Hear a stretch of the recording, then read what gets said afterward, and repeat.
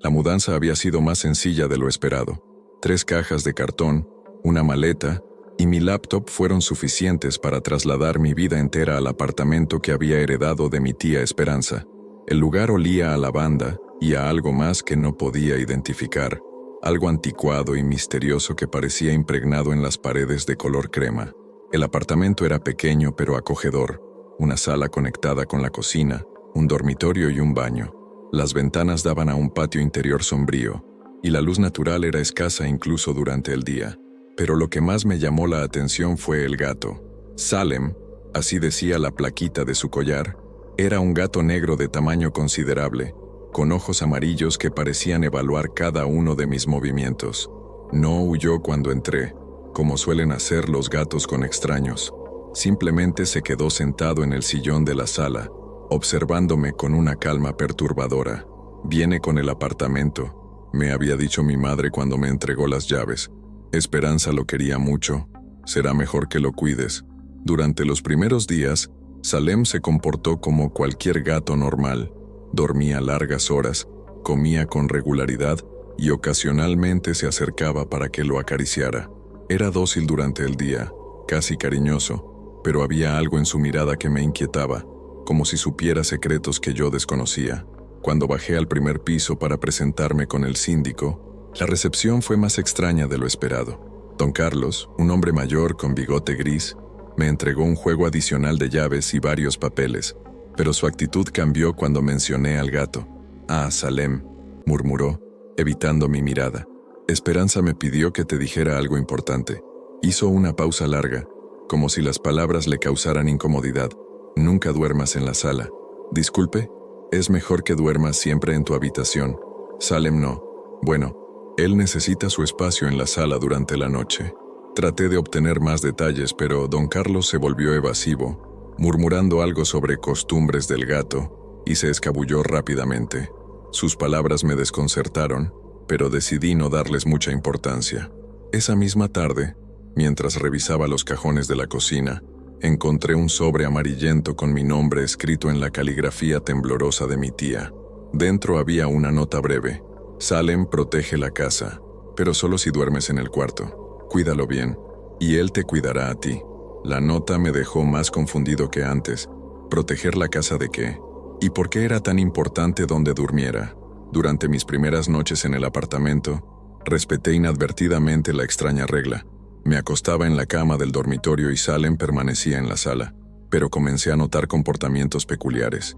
El gato se quedaba inmóvil durante largos periodos, mirando fijamente hacia puntos específicos de la sala donde no había nada visible. Sus orejas se movían como si escuchara sonidos que yo no podía percibir. La curiosidad, como siempre, fue mi perdición. Una tarde, después de un día particularmente agotador organizando mis cosas, decidí recostarme en el sofá de la sala para una siesta rápida. No tenía intención de dormir profundamente, solo descansar un poco mientras veía televisión. Me desperté sintiendo un peso sobre el pecho. Salem estaba sentado sobre mí, sus ojos amarillos clavados en los míos con una intensidad que me heló la sangre. No se movía, no parpadeaba, solo me observaba con una fijeza antinatural. Traté de incorporarme, pero el gato parecía pesarme el doble de lo normal. La respiración se me dificultó y una sensación de pánico comenzó a invadirme. «Salem, bájate», murmuré, empujándolo suavemente. El gato finalmente se movió, pero no antes de emitir un maullido bajo y gutural que nunca le había escuchado antes. Se dirigió hacia la esquina de la sala y se quedó allí, mirando hacia la pared como si algo invisible captara toda su atención. Esa noche, mientras trataba de conciliar el sueño en mi habitación, escuché sonidos extraños provenientes de la sala. Eran como rasguños, como si alguien arañara las paredes desde el interior. Salem maullaba ocasionalmente, pero sus sonidos eran diferentes, más graves y prolongados. Mi curiosidad sobre estos fenómenos me llevó a buscar respuestas. La mañana siguiente bajé a hablar con la señora Carmen, una anciana que vivía en el apartamento de al lado. Sus ojos se iluminaron con un brillo conocedor cuando mencioné los ruidos. «Ay, mijo», suspiró, invitándome a pasar a su cocina. «Esperanza nunca te contó la historia completa, ¿verdad?». Me sirvió café y se sentó frente a mí. sus manos arrugadas entrelazadas sobre la mesa. 3 inquilinos vivieron en ese apartamento antes que tu tía. Los 3 se mudaron en menos de un mes. Decían que no podían dormir por los ruidos, que sentían presencias. Pero Esperanza llegó y todo cambió. Ella entendía cómo lidiar con aquello. ¿Aquello? Tu tía era una mujer muy sabia, muy conectada con el mundo espiritual. Salem no era solo su mascota, era su compañero de trabajo. Ese gato tiene un propósito especial en tu apartamento. Las palabras de Carmen me dejaron más intrigado que asustado. Durante los días siguientes, observé más atentamente el comportamiento de Salem. El gato parecía patrullar el apartamento, especialmente durante las horas de la tarde, cuando el sol comenzaba a ocultarse. Se volvía más territorial, marcando ciertos límites invisibles que solo él podía percibir. Una noche, la tentación fue demasiado fuerte. Había estado viendo una película en la televisión de la sala, y sin darme cuenta, me quedé dormido en el sofá. No fue intencional, pero mi subconsciente registró inmediatamente que algo estaba mal. Me desperté a las 3:33 de la madrugada. El reloj digital del reproductor de DVD marcaba la hora con números rojos brillantes, con Salem growling profundamente junto a mis pies. Era un sonido que nunca había escuchado de un gato doméstico, más parecido al rugido sordo de un animal salvaje. La sala estaba sumida en una oscuridad densa, pero había sombras que se movían por las paredes sin ninguna fuente de luz que las proyectara.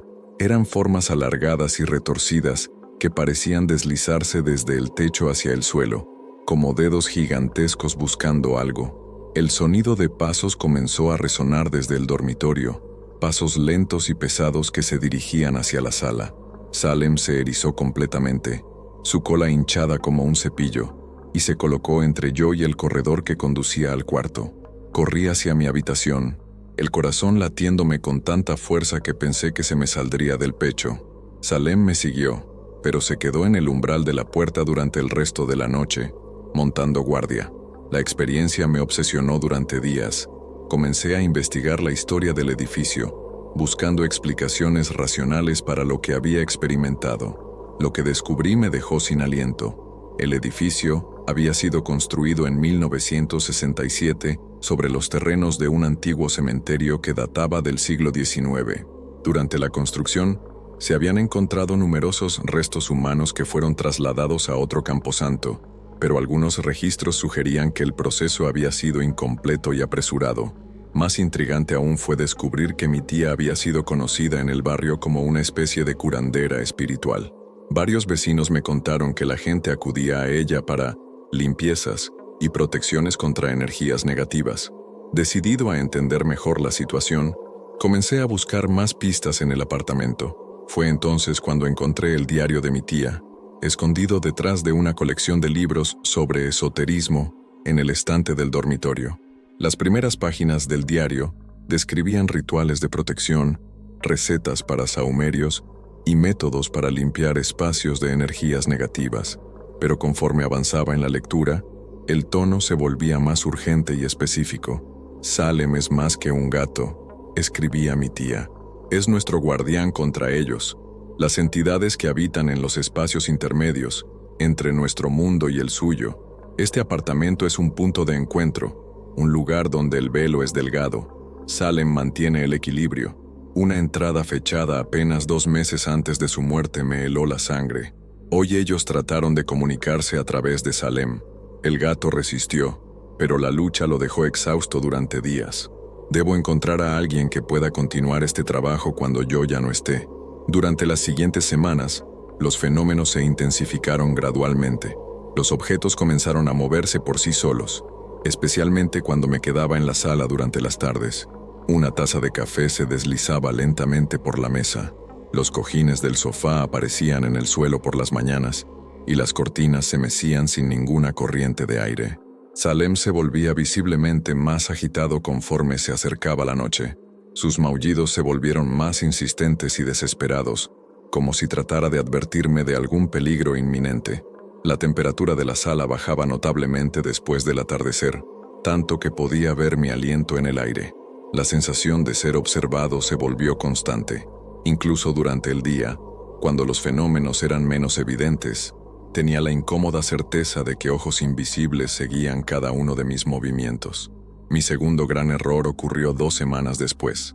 Decidí conscientemente dormir en la sala, convencido de que podía enfrentar cualquier cosa que estuviera causando estos fenómenos. Necesitaba demostrarme a mí mismo que no había nada realmente peligroso, que todo tenía una explicación lógica. Salem pareció percibir mis intenciones incluso antes de que yo me acomodara en el sofá.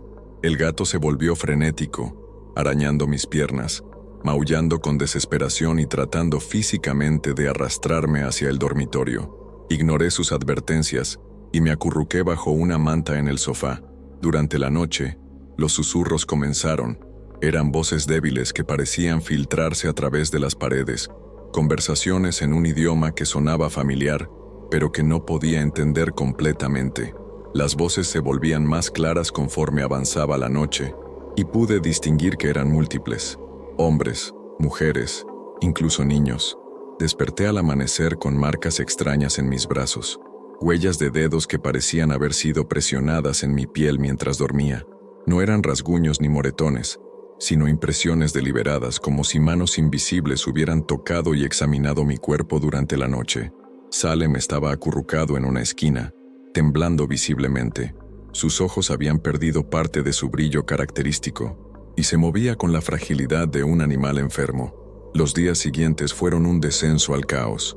Los fenómenos sobrenaturales ya no se limitaban a la noche. Las puertas se abrían solas durante el día. Las luces parpadeaban constantemente y objetos desaparecían para reaparecer en lugares imposibles. Salem se enfermó gravemente. Lo llevé al veterinario, pero los exámenes no revelaron ninguna causa física para su deterioro. Era como si se estuviera desvaneciendo desde adentro, perdiendo peso y energía día a día. Los vecinos comenzaron a quejarse de ruidos provenientes de mi apartamento durante las noches, ruidos que yo no siempre escuchaba o recordaba. Don Carlos subió varias veces para pedirme que controlara la situación, aunque nunca especificó exactamente qué esperaba que hiciera. Fue durante esta época que comencé a entender realmente el papel de Salem. Mientras más débil se volvía el gato, más intensas se volvían las manifestaciones paranormales.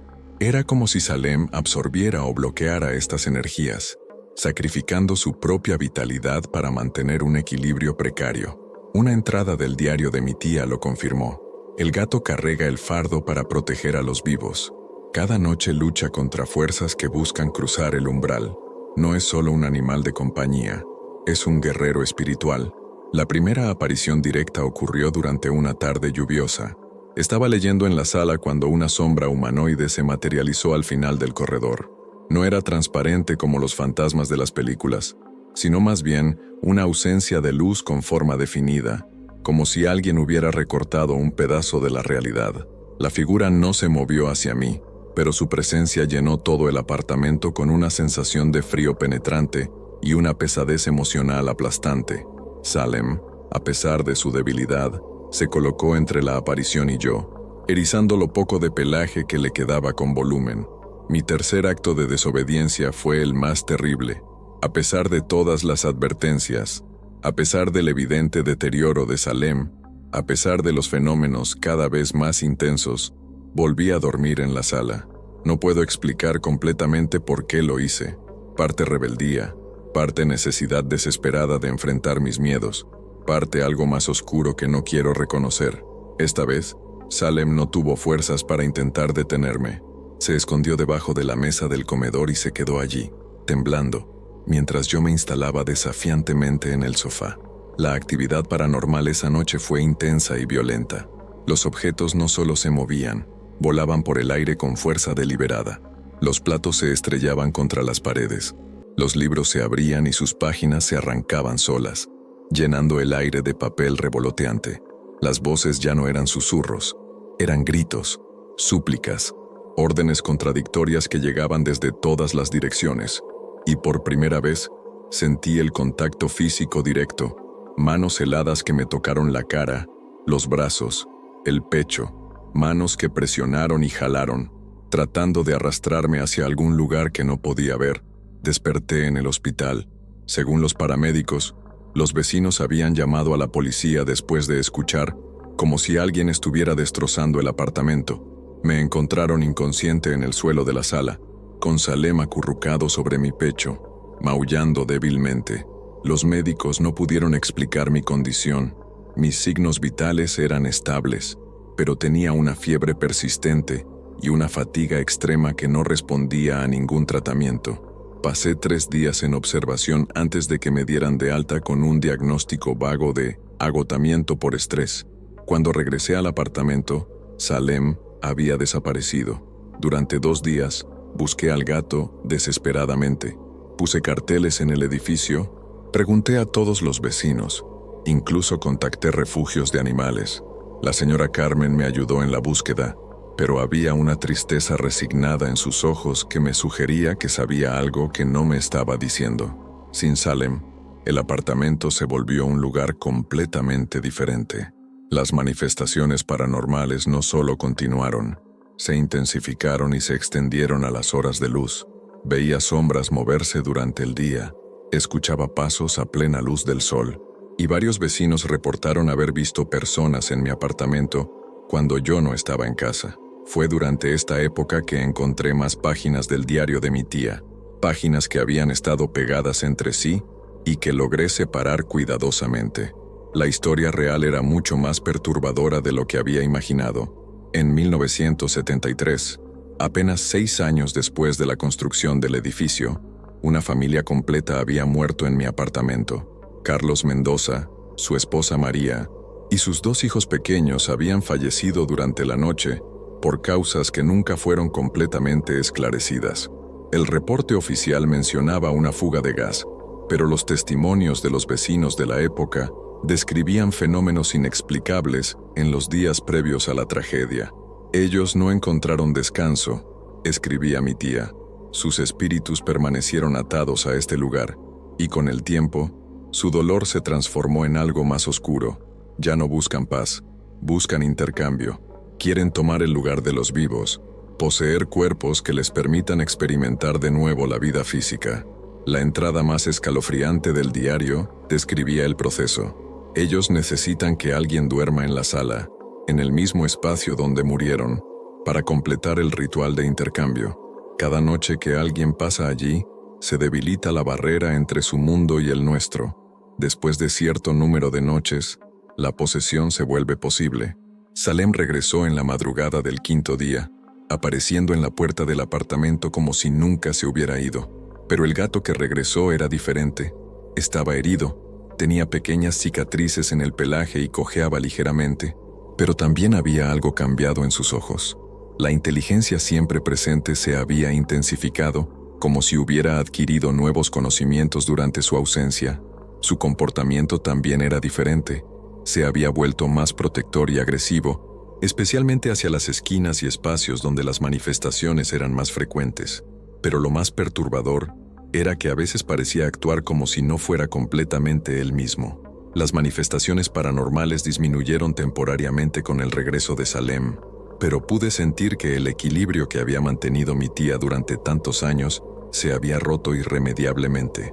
Mi desobediencia había alterado algo fundamental en la dinámica del apartamento. Fue durante esta época que comenzaron las comunicaciones más directas. Salem empezó a actuar de maneras que sugerían que algo más estaba influenciando su comportamiento. Se sentaba en posiciones específicas y me miraba con una intensidad que no era completamente suya. Sus maullidos formaban patrones que parecían deliberados, como si tratara de transmitir mensajes complejos. Una noche, el gato se acercó al sofá de la sala y comenzó a caminar en círculos sobre los cojines, maullando de una manera que sonaba casi como palabras. La presión psicológica para dormir en la sala se volvió casi irresistible, no como un deseo propio, sino como una compulsión externa que se filtraba en mis pensamientos. Solo una vez más, parecían susurrar las paredes. Una última vez, y todo terminará. La tentación era alimentada por una promesa implícita que podía sentir pero no articular completamente. Si cedía una vez más, si dormía en la sala una 4ª vez, algo se resolvería.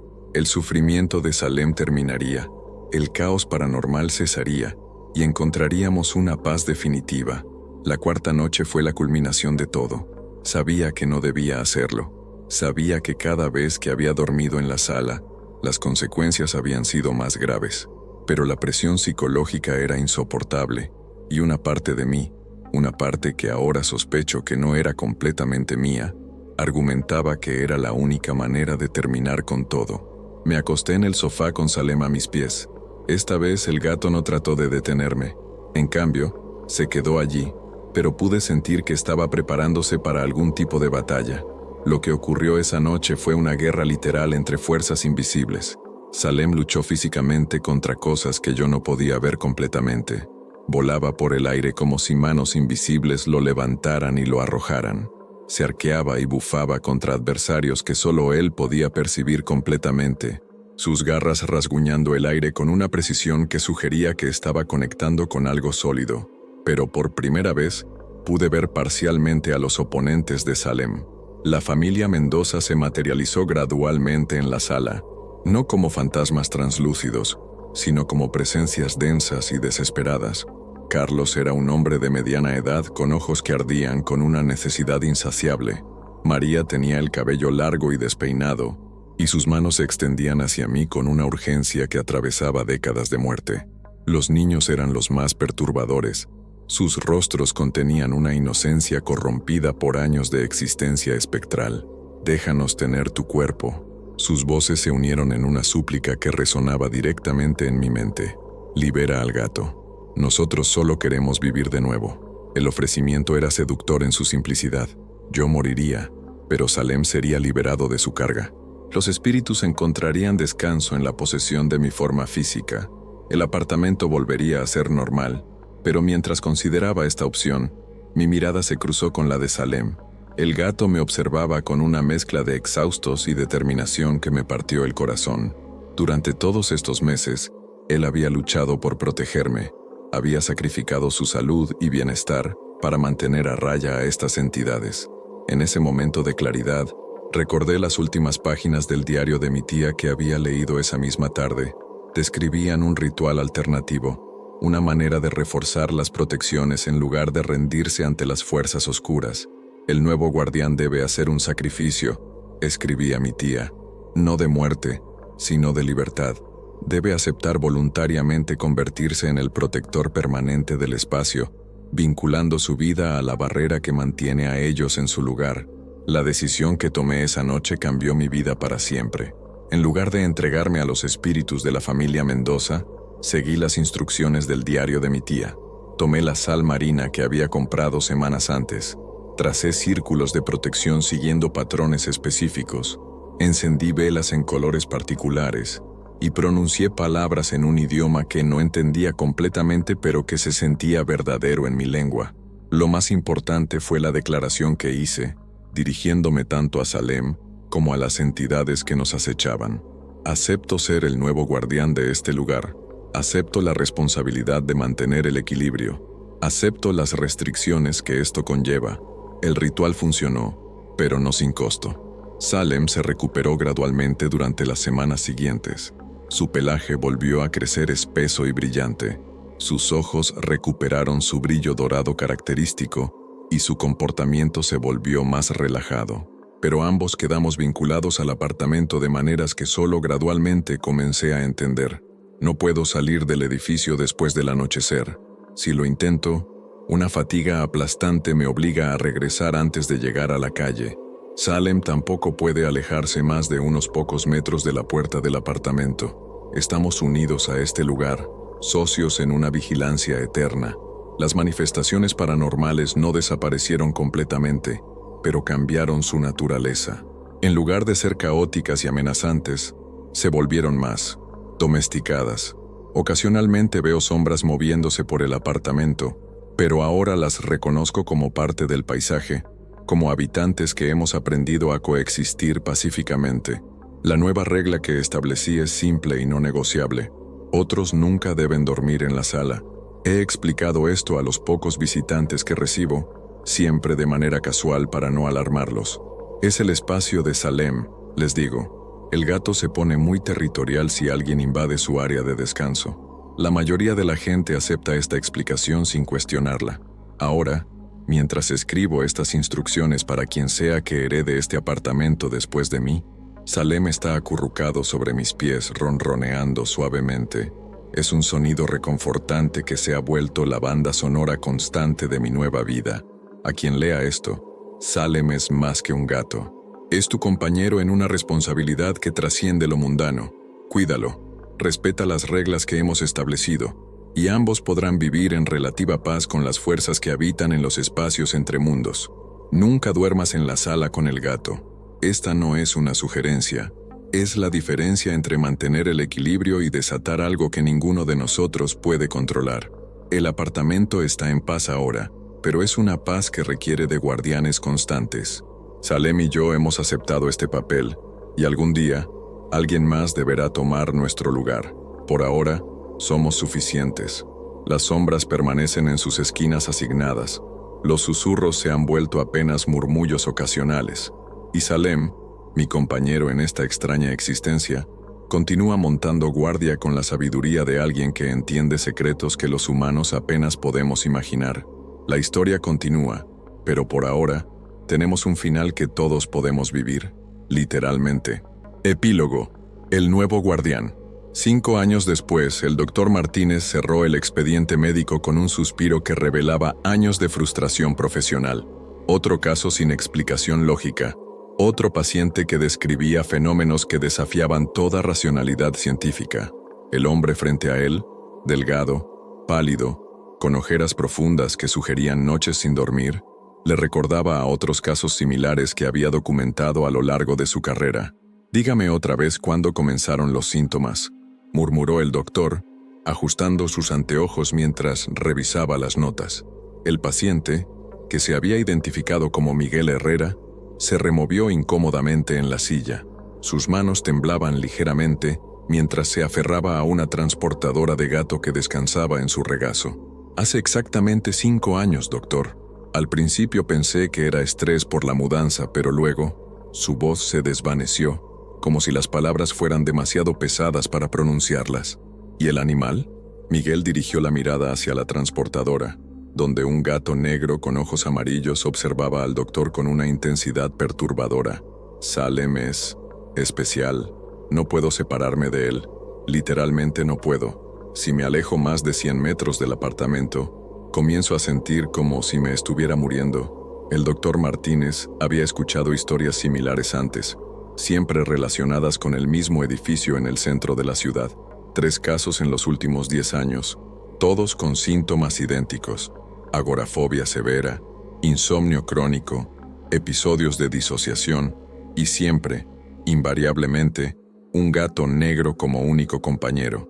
Señor Herrera, ¿ha considerado la posibilidad de que estos síntomas sean manifestaciones de un trastorno psicológico? El aislamiento prolongado puede causar. «No es psicológico», interrumpió Miguel con una firmeza que sorprendió al doctor. «Lo que vive en ese apartamento no está en mi cabeza. Salem lo sabe. Por eso no puede dejarme solo». El gato maulló desde la transportadora, un sonido bajo y gutural que hizo que el doctor sintiera un escalofrío inexplicable. «Muy bien, vamos a programar algunas sesiones adicionales. Tal vez podamos explorar opciones farmacológicas para ayudarlo a...». «Doctor». Miguel se inclinó hacia adelante, su voz bajando a un susurro conspirador. «¿Ha tenido otros pacientes del edificio de la calle Libertador 847? La pregunta golpeó al doctor Martínez como un puño helado. Efectivamente había tenido otros pacientes de esa dirección, pero el código de confidencialidad médica le impedía discutir casos específicos.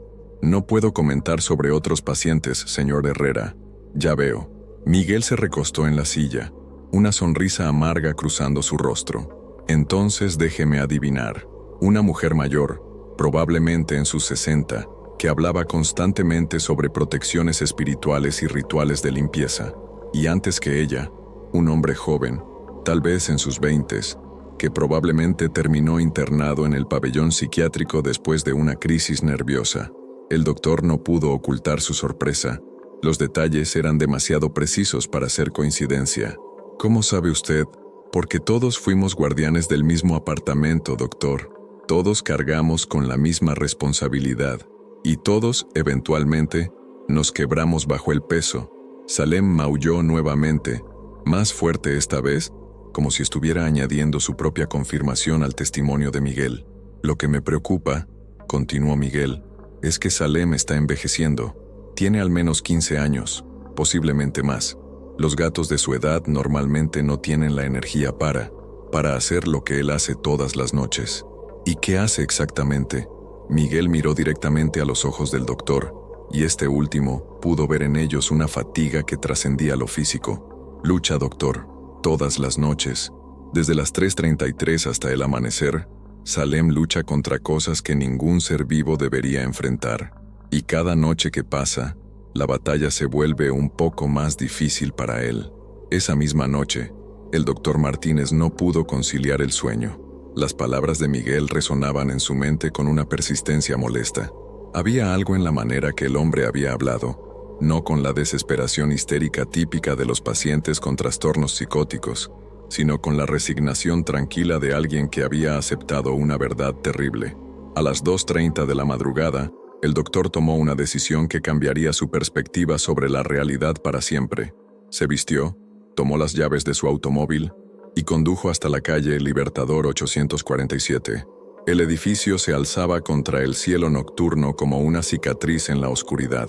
Era una estructura de los años 60, funcional, pero sin carácter, el tipo de construcción que uno olvida inmediatamente después de verla. Sin embargo, había algo en su presencia que generaba una incomodidad inmediata, una sensación de que algo estaba fundamentalmente mal con el lugar. El doctor estacionó su automóvil al otro lado de la calle y apagó el motor. No estaba seguro de qué esperaba encontrar, tal vez algunas luces encendidas, signos de actividad nocturna normal, algo que pudiera explicar racionalmente las afirmaciones de su paciente. El apartamento de Miguel estaba en el 5º piso, según recordaba de su expediente.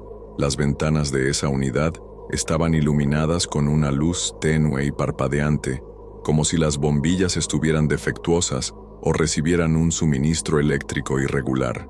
A las 3:33 en punto, el doctor verificó la hora en su reloj digital. La luz en el apartamento cambió. Ya no era la iluminación amarillenta y constante de las lámparas eléctricas, sino algo más parecido a destellos irregulares, como si múltiples fuentes de luz se encendieran y apagaran de manera caótica. Las sombras danzaban detrás de las cortinas de una manera que no correspondía a ningún movimiento lógico dentro del apartamento. Entonces escuchó los sonidos. Incluso desde la calle, a través de las ventanas cerradas del automóvil, pudo percibir ruidos que procedían del 5º piso. No eran los sonidos normales de alguien moviéndose por su hogar durante la noche. Eran golpes violentos, como si muebles pesados fueran arrojados contra las paredes, rasguños que parecían venir de garras gigantescas, arañando superficies de madera, y por encima de todo, maullidos. No los maullidos normales de un gato doméstico, sino rugidos guturales que sonaban más parecidos a los de un animal salvaje defendiendo su territorio. El espectáculo duró exactamente hasta el amanecer. Cuando los primeros rayos de sol tocaron la fachada del edificio, los sonidos cesaron abruptamente y las luces del apartamento se estabilizaron en un resplandor normal y constante. El doctor Martínez permaneció sentado en su automóvil durante 20 minutos más, procesando lo que había presenciado. Su mente científica buscaba desesperadamente explicaciones racionales, problemas con el suministro eléctrico, animales en el techo, actividad de construcción tardía. Pero ninguna de estas explicaciones podía dar cuenta de la precisión temporal de los fenómenos o de su intensidad. Cuando finalmente regresó a su casa, el doctor se sentó frente a su computadora y comenzó a investigar la historia del edificio de la calle Libertador 847. Lo que encontró lo mantuvo despierto hasta bien entrada la mañana siguiente. Los archivos del municipio contenían información fragmentaria sobre el terreno donde se había construido el edificio. Efectivamente, como Miguel había mencionado, aunque el doctor no recordaba que su paciente hubiera proporcionado ese detalle específico, el sitio había albergado un cementerio desde 1847 hasta 1965, pero los documentos también revelaban detalles más perturbadores. Durante la exhumación de los restos para trasladarlos a un nuevo camposanto, Se habían reportado múltiples irregularidades, trabajadores que se negaban a continuar después de unos pocos días en el trabajo, citando experiencias inquietantes, maquinaria que fallaba sin explicación técnica, y más significativamente, un número inusualmente alto de tumbas que habían sido encontradas vacías o que contenían restos que no correspondían a los registros oficiales del cementerio. El reporte final de la exhumación, fechado en noviembre de 1965, mencionaba que aproximadamente el 30% de los cuerpos esperados no habían sido localizados. La explicación oficial era que los registros del cementerio del siglo XIX habían sido incompletos o imprecisos, pero varias notas marginales sugerían que los supervisores del proyecto habían estado profundamente preocupados por estas discrepancias. Más intrigante aún, el Dr. Martínez encontró referencias a un incidente durante la construcción del edificio en 1967. Los detalles estaban censurados en los documentos públicos, pero las fechas coincidían con la muerte de la familia Mendoza, que Miguel había mencionado durante su consulta. Pero Miguel nunca había mencionado a la familia Mendoza durante su consulta. El doctor revisó sus notas cuidadosamente. No había ninguna referencia a una familia con ese apellido en todo el expediente de Miguel.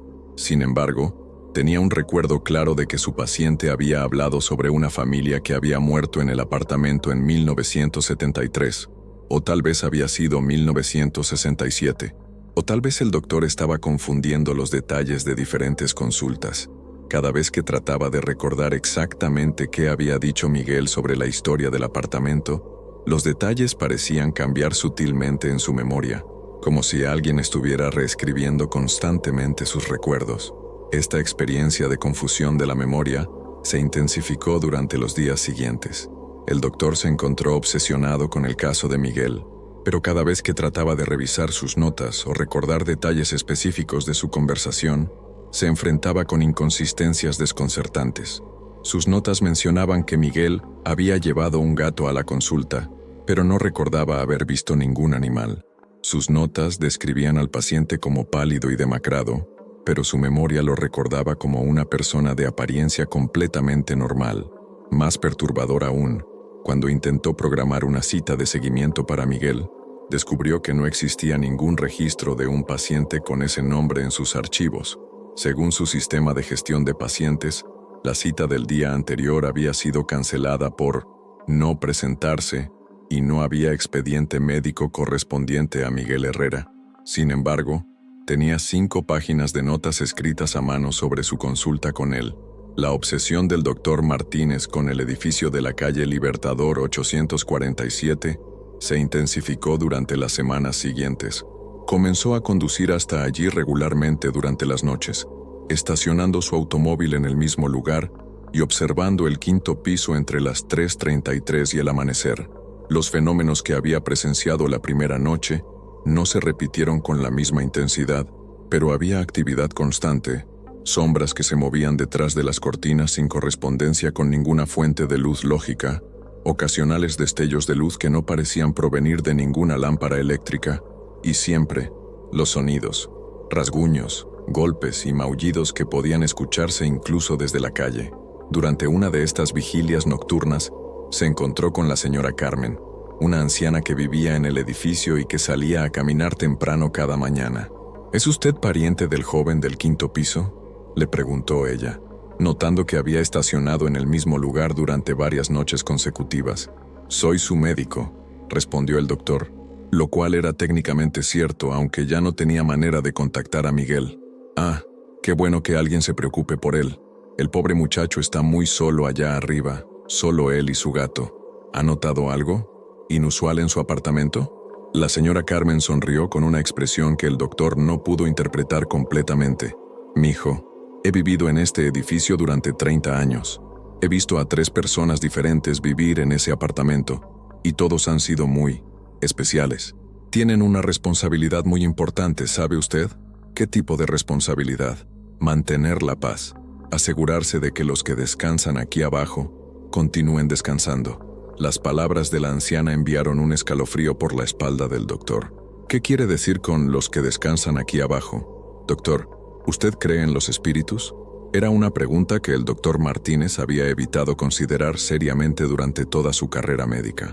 Su entrenamiento científico le había enseñado a buscar siempre explicaciones racionales, a descartar lo sobrenatural como manifestaciones de trastornos psicológicos o percepciones erróneas. Pero después de semanas observando fenómenos inexplicables, después de experimentar lagunas de memoria que desafiaban toda lógica, después de encontrarse inexplicablemente obsesionado con un paciente que aparentemente no existía, se encontró dudando de sus propias certezas.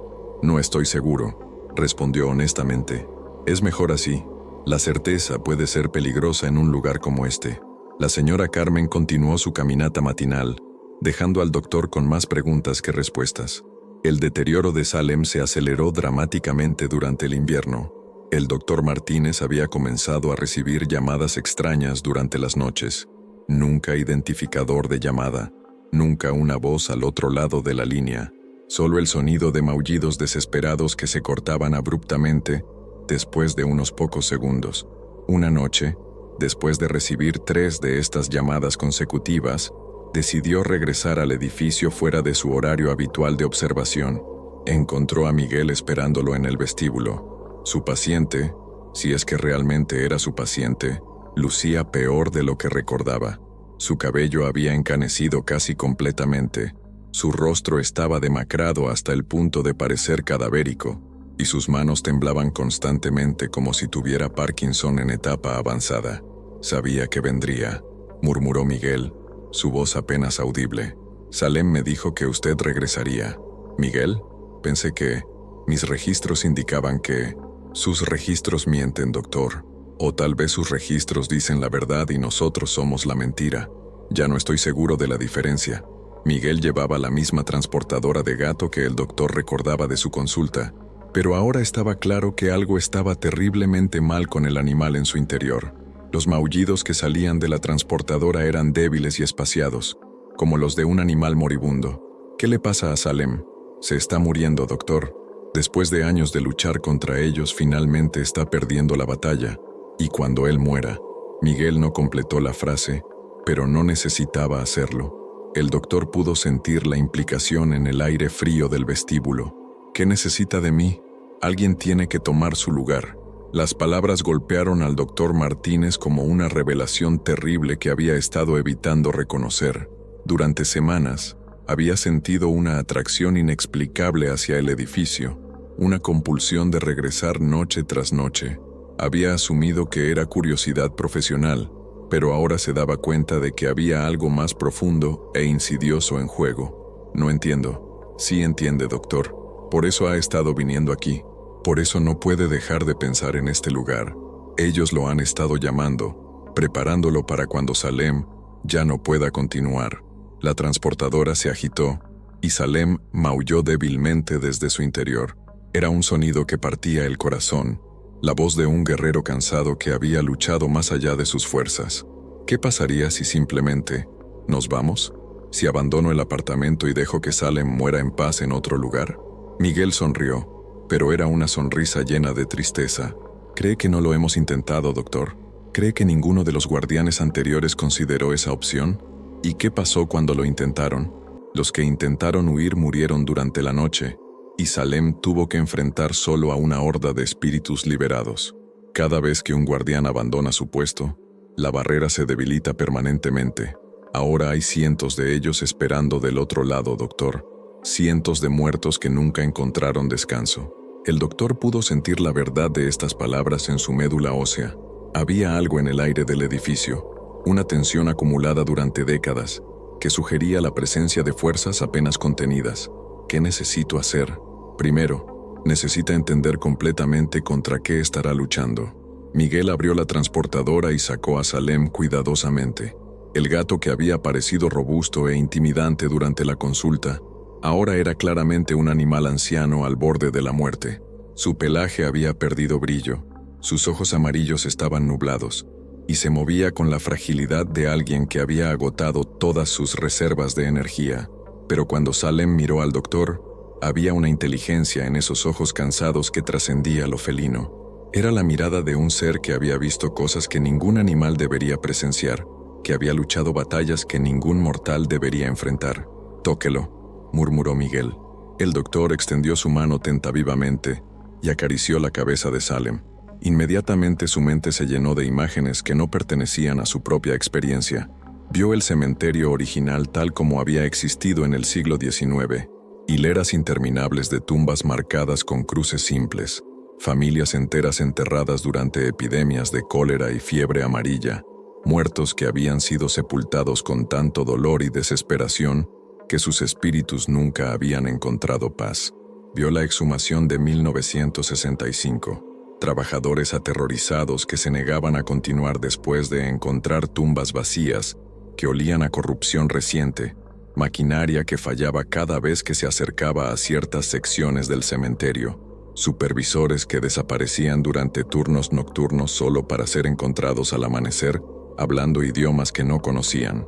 Vio la construcción del edificio, obreros que se negaban a trabajar en el 5º piso después de las 6 p.m., cimientos que se agrietaban inexplicablemente cada noche y amanecían reparados, arquitectos que rediseñaban planos repetidamente sin recordar por qué habían hecho los cambios. Y vio la muerte de la familia Mendoza, no una fuga de gas como decían los reportes oficiales, sino una posesión masiva que había ocurrido durante una sola noche terrible. Carlos, María y sus 2 hijos habían sido consumidos por entidades que buscaban desesperadamente regresar al mundo de los vivos, y sus propios espíritus se habían unido a la legión de muertos inquietos que habitaban en los espacios entre mundos. Pero por encima de todo, vio las batallas nocturnas que Salem había librado durante años. Cada noche, cuando el reloj marcaba las 3:33, el apartamento se convertía en un campo de batalla donde el gato enfrentaba oleadas de espíritus hambrientos de vida.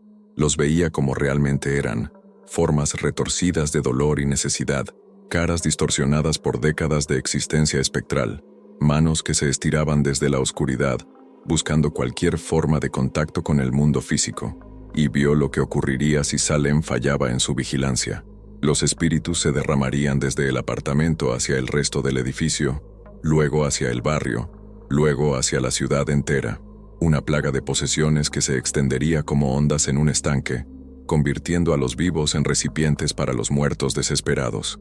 Cuando las visiones terminaron, el doctor Martínez se encontró llorando sin poder controlarlo. «Ahora entiende», murmuró Miguel. «¿Está dispuesto a tomar nuestro lugar?»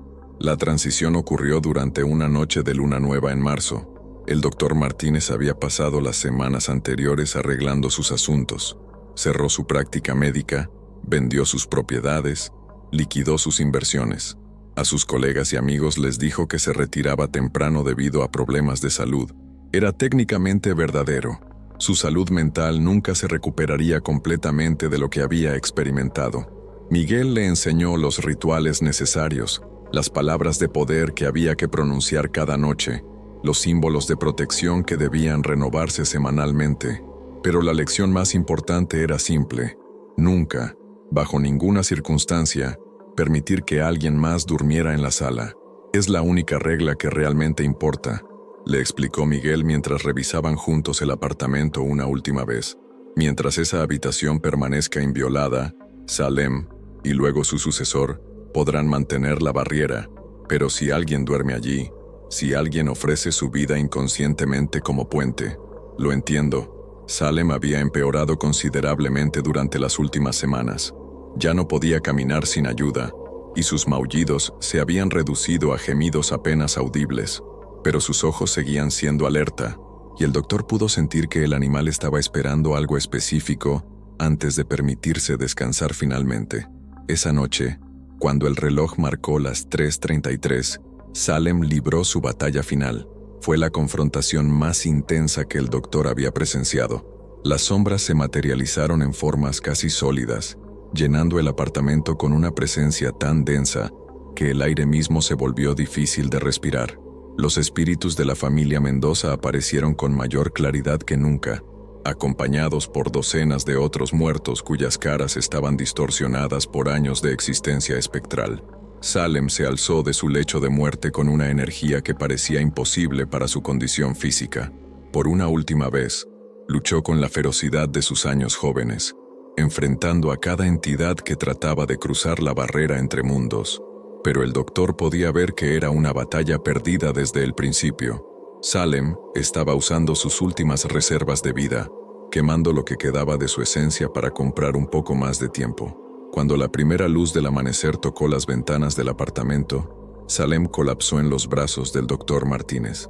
El gato murió purroneando suavemente, sus ojos amarillos fijos en algún punto distante que solo él podía ver.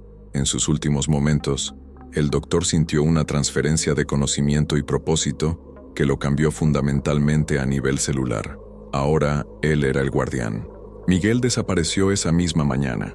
Simplemente se desvaneció, como si nunca hubiera existido, dejando solo una nota de agradecimiento y algunas instrucciones finales sobre el cuidado del apartamento. El doctor Martínez enterró a Salem en una pequeña caja en el patio trasero del edificio, marcando la tumba con una piedra lisa que había encontrado junto al río. Fue un funeral simple para un guerrero que había servido más allá del llamado del deber. Esa noche comenzó su nueva vida como guardián. Los primeros meses fueron los más difíciles. Sin Salem como intermediario, el doctor tuvo que enfrentar directamente a los espíritus que habitaban en el apartamento. Cada noche, a las 3:33 en punto, comenzaba una batalla que duraba hasta el amanecer. Al principio, apenas podía mantener a raya a las entidades más débiles, y despertaba cada mañana exhausto y cubierto de rasguños que no recordaba haber recibido, pero gradualmente, desarrolló técnicas y rituales que le permitían mantener el equilibrio. Aprendió a distinguir entre diferentes tipos de espíritus, los que simplemente buscaban paz y podían ser calmados con palabras gentiles, los que estaban atrapados en bucles de trauma y necesitaban ser redirigidos con firmeza, y los que se habían vuelto maliciosos después de décadas de frustración y tenían que ser enfrentados con fuerza absoluta. La familia Mendoza seguía siendo su mayor desafío. Carlos, María y sus 2 hijos habían desarrollado una inteligencia colectiva durante sus años como espíritus, y constantemente buscaban nuevas maneras de romper las barreras que los separaban del mundo de los vivos. Habían aprendido a coordinar sus ataques, a explotar momentos de debilidad, a usar la culpa y la compasión como armas psicológicas. «Solo queremos vivir de nuevo», le susurraban durante las batallas nocturnas. «Hemos estado muertos tanto tiempo. ¿No tienes compasión por nosotros?». Pero el doctor había aprendido de las experiencias de los guardianes anteriores. Sabía que ceder incluso una vez significaría la liberación de una plaga espiritual que podría consumir a miles de personas inocentes. El aislamiento fue tal vez el aspecto más difícil de su nueva existencia. Como Salem antes que él, se encontró atado al apartamento de maneras que trascendían lo físico. No podía alejarse más de unos pocos bloques sin sentir una fatiga aplastante que lo obligaba a regresar. Sus antiguos amigos y colegas gradualmente dejaron de contactarlo, asumiendo que había elegido una vida de retiro ermitaño, pero no estaba completamente solo. Durante su segundo año como guardián, apareció un nuevo compañero. La gatita llegó durante una noche lluviosa de abril, apareciendo en la puerta del apartamento como si hubiera sido dirigida allí por fuerzas que trascendían la casualidad. Era pequeña, completamente negra excepto por una mancha blanca en forma de estrella en su pecho, con ojos que ya mostraban la inteligencia especial que el doctor había aprendido a reconocer en Salem. «¿De dónde viniste, pequeña?», murmuró, alzando al animal empapado. La gatita ronroneó y se acurrucó contra su pecho, pero sus ojos permanecieron alerta, observando las esquinas del apartamento donde las sombras se concentraban con mayor densidad. Esa noche, cuando llegó la hora de la batalla nocturna, la gatita se transformó. No físicamente, seguía siendo un animal pequeño e incapaz de dañar a un ratón, mucho menos a entidades sobrenaturales, pero su presencia cambió la dinámica del apartamento de manera fundamental. Los espíritus que normalmente se materializaban con facilidad se volvieron vagos e insubstanciales. Sus ataques perdieron coordinación y fuerza. La gatita no luchaba como Salem había luchado, con ferocidad y confrontación directa. En cambio, parecía absorber la energía negativa del apartamento, transformándola en algo menos dañino. Su ronroneo se volvía más fuerte durante los momentos más intensos de actividad paranormal, como si estuviera cantando una canción de cuna para calmar a los muertos inquietos. El doctor decidió llamarla Luna, en honor a la noche de su llegada. Con Luna como compañera, la carga de ser guardián se volvió más llevadera. El animal parecía entender instintivamente lo que se necesitaba de ella, y desarrolló sus propios rituales y técnicas para mantener la paz en el apartamento. Pero lo más importante era la compañía que proporcionaba durante las largas horas entre batallas. Luna era cariñosa y juguetona de una manera que Salem nunca había sido, trayendo momentos de normalidad y alegría a una existencia que de otra manera habría sido consumida completamente por la responsabilidad sobrenatural. Durante su tercer año como guardián, el doctor Martínez comenzó a notar cambios preocupantes en el equilibrio del apartamento. Las manifestaciones paranormales se estaban volviendo más intensas y frecuentes.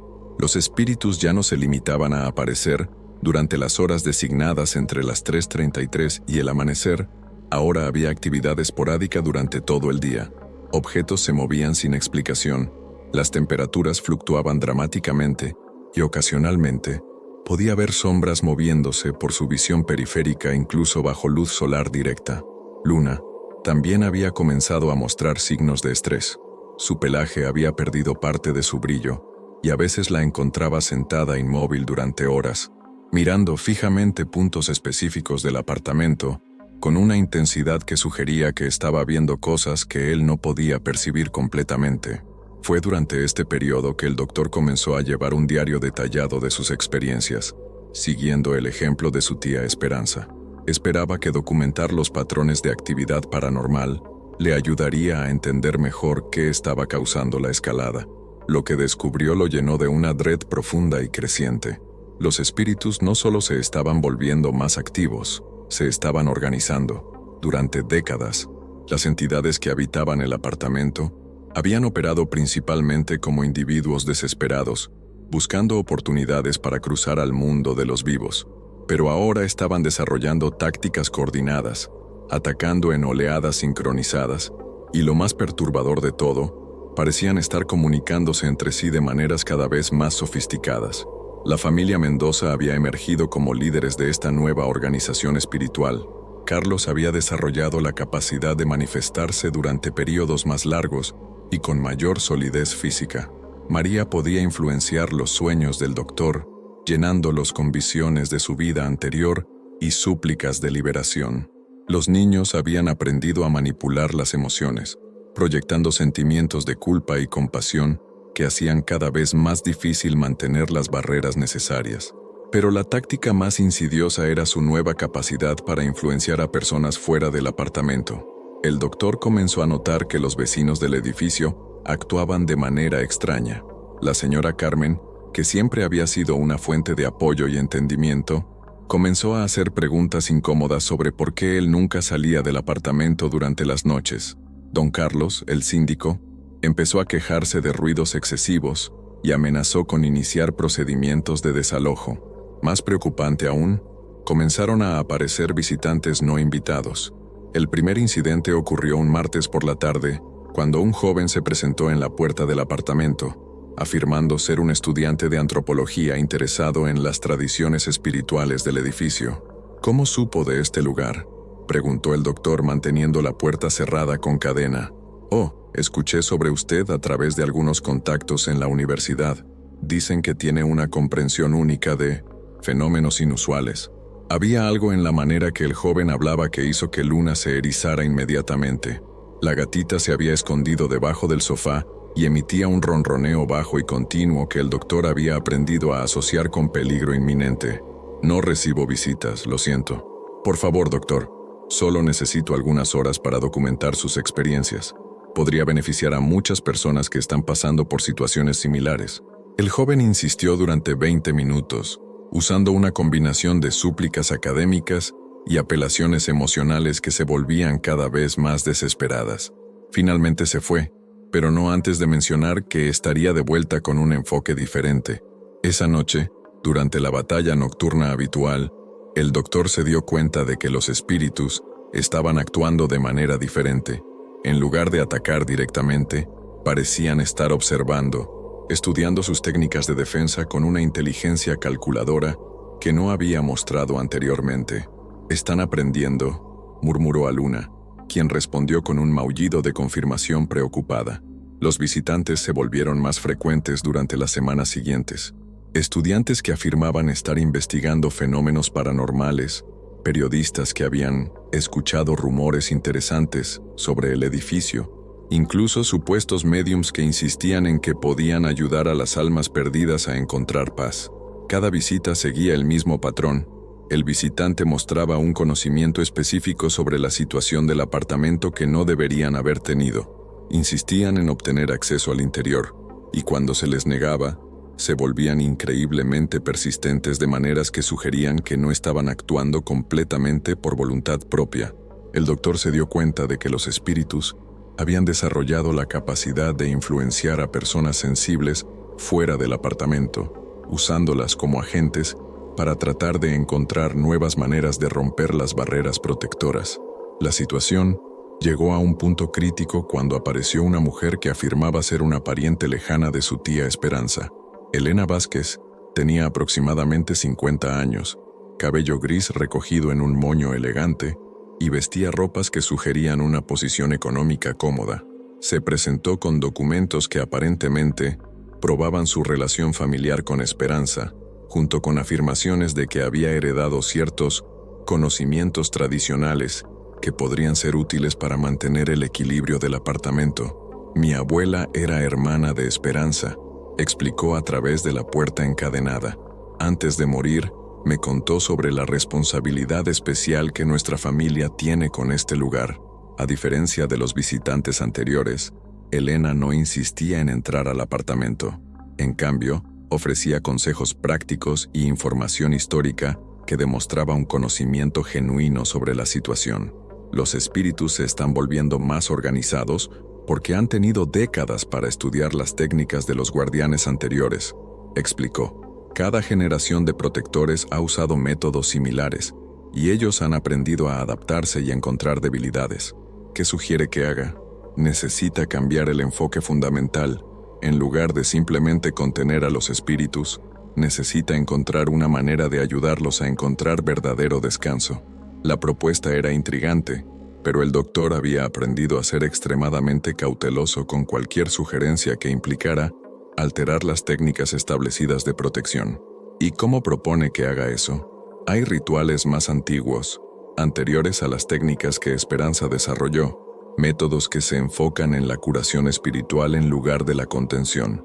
Elena visitó el apartamento varias veces durante las siguientes semanas, siempre permaneciendo en el corredor pero proporcionando información y consejos que gradualmente comenzaron a tener sentido para el doctor. Ella parecía entender aspectos de la situación que él había estado luchando por comprender, y sus sugerencias demostraron ser efectivas para reducir la intensidad de algunas manifestaciones paranormales. Luna parecía aprobar de Elena, lo cual era significativo considerando la reacción negativa que había tenido hacia otros visitantes. Fue Elena quien finalmente explicó por qué la situación se estaba deteriorando. El problema fundamental, le dijo durante una de sus visitas, es que cada generación de guardianes ha tratado los síntomas en lugar de la causa.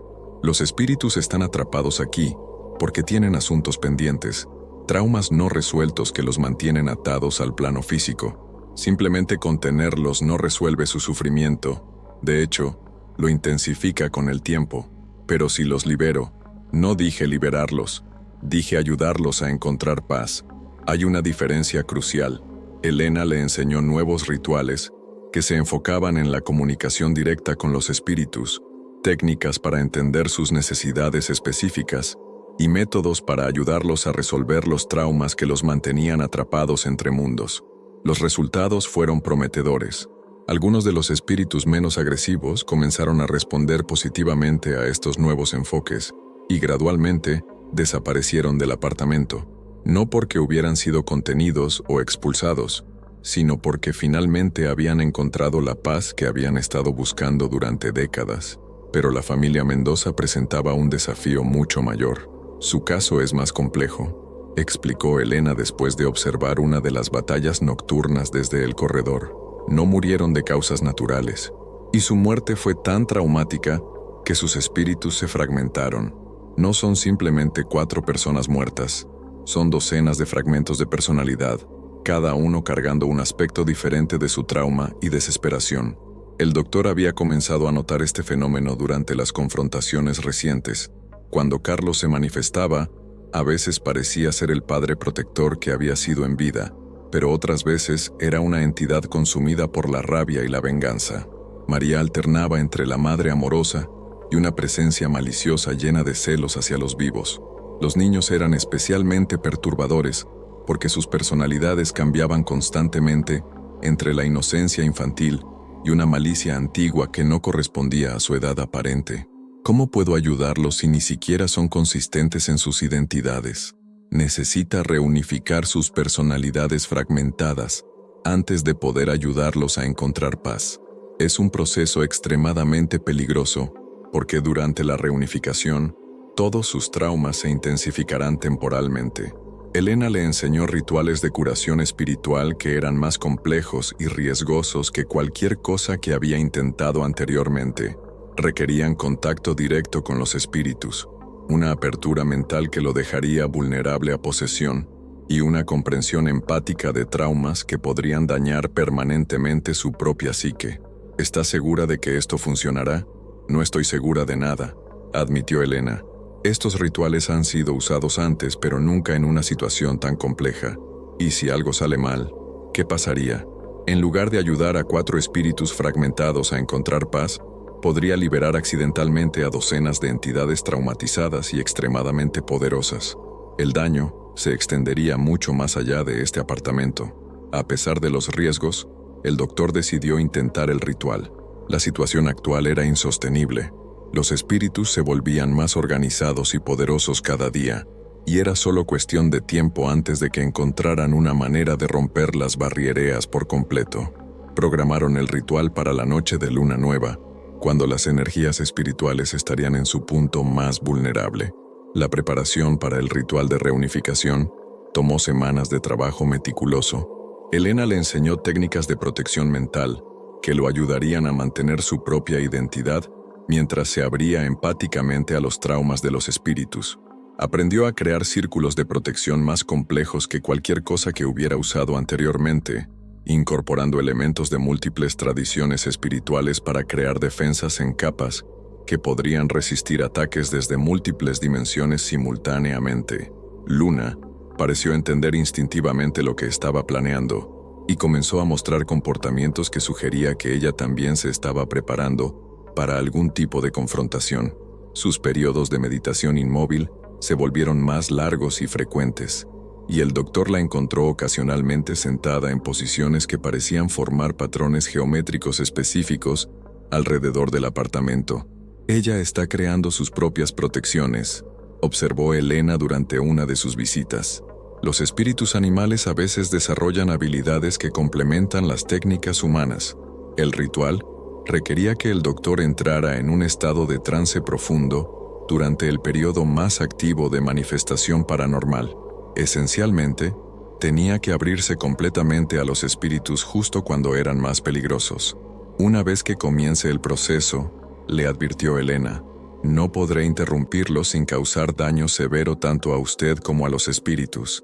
Estará completamente solo hasta que el ritual se complete o falle. La noche escogida llegó finalmente.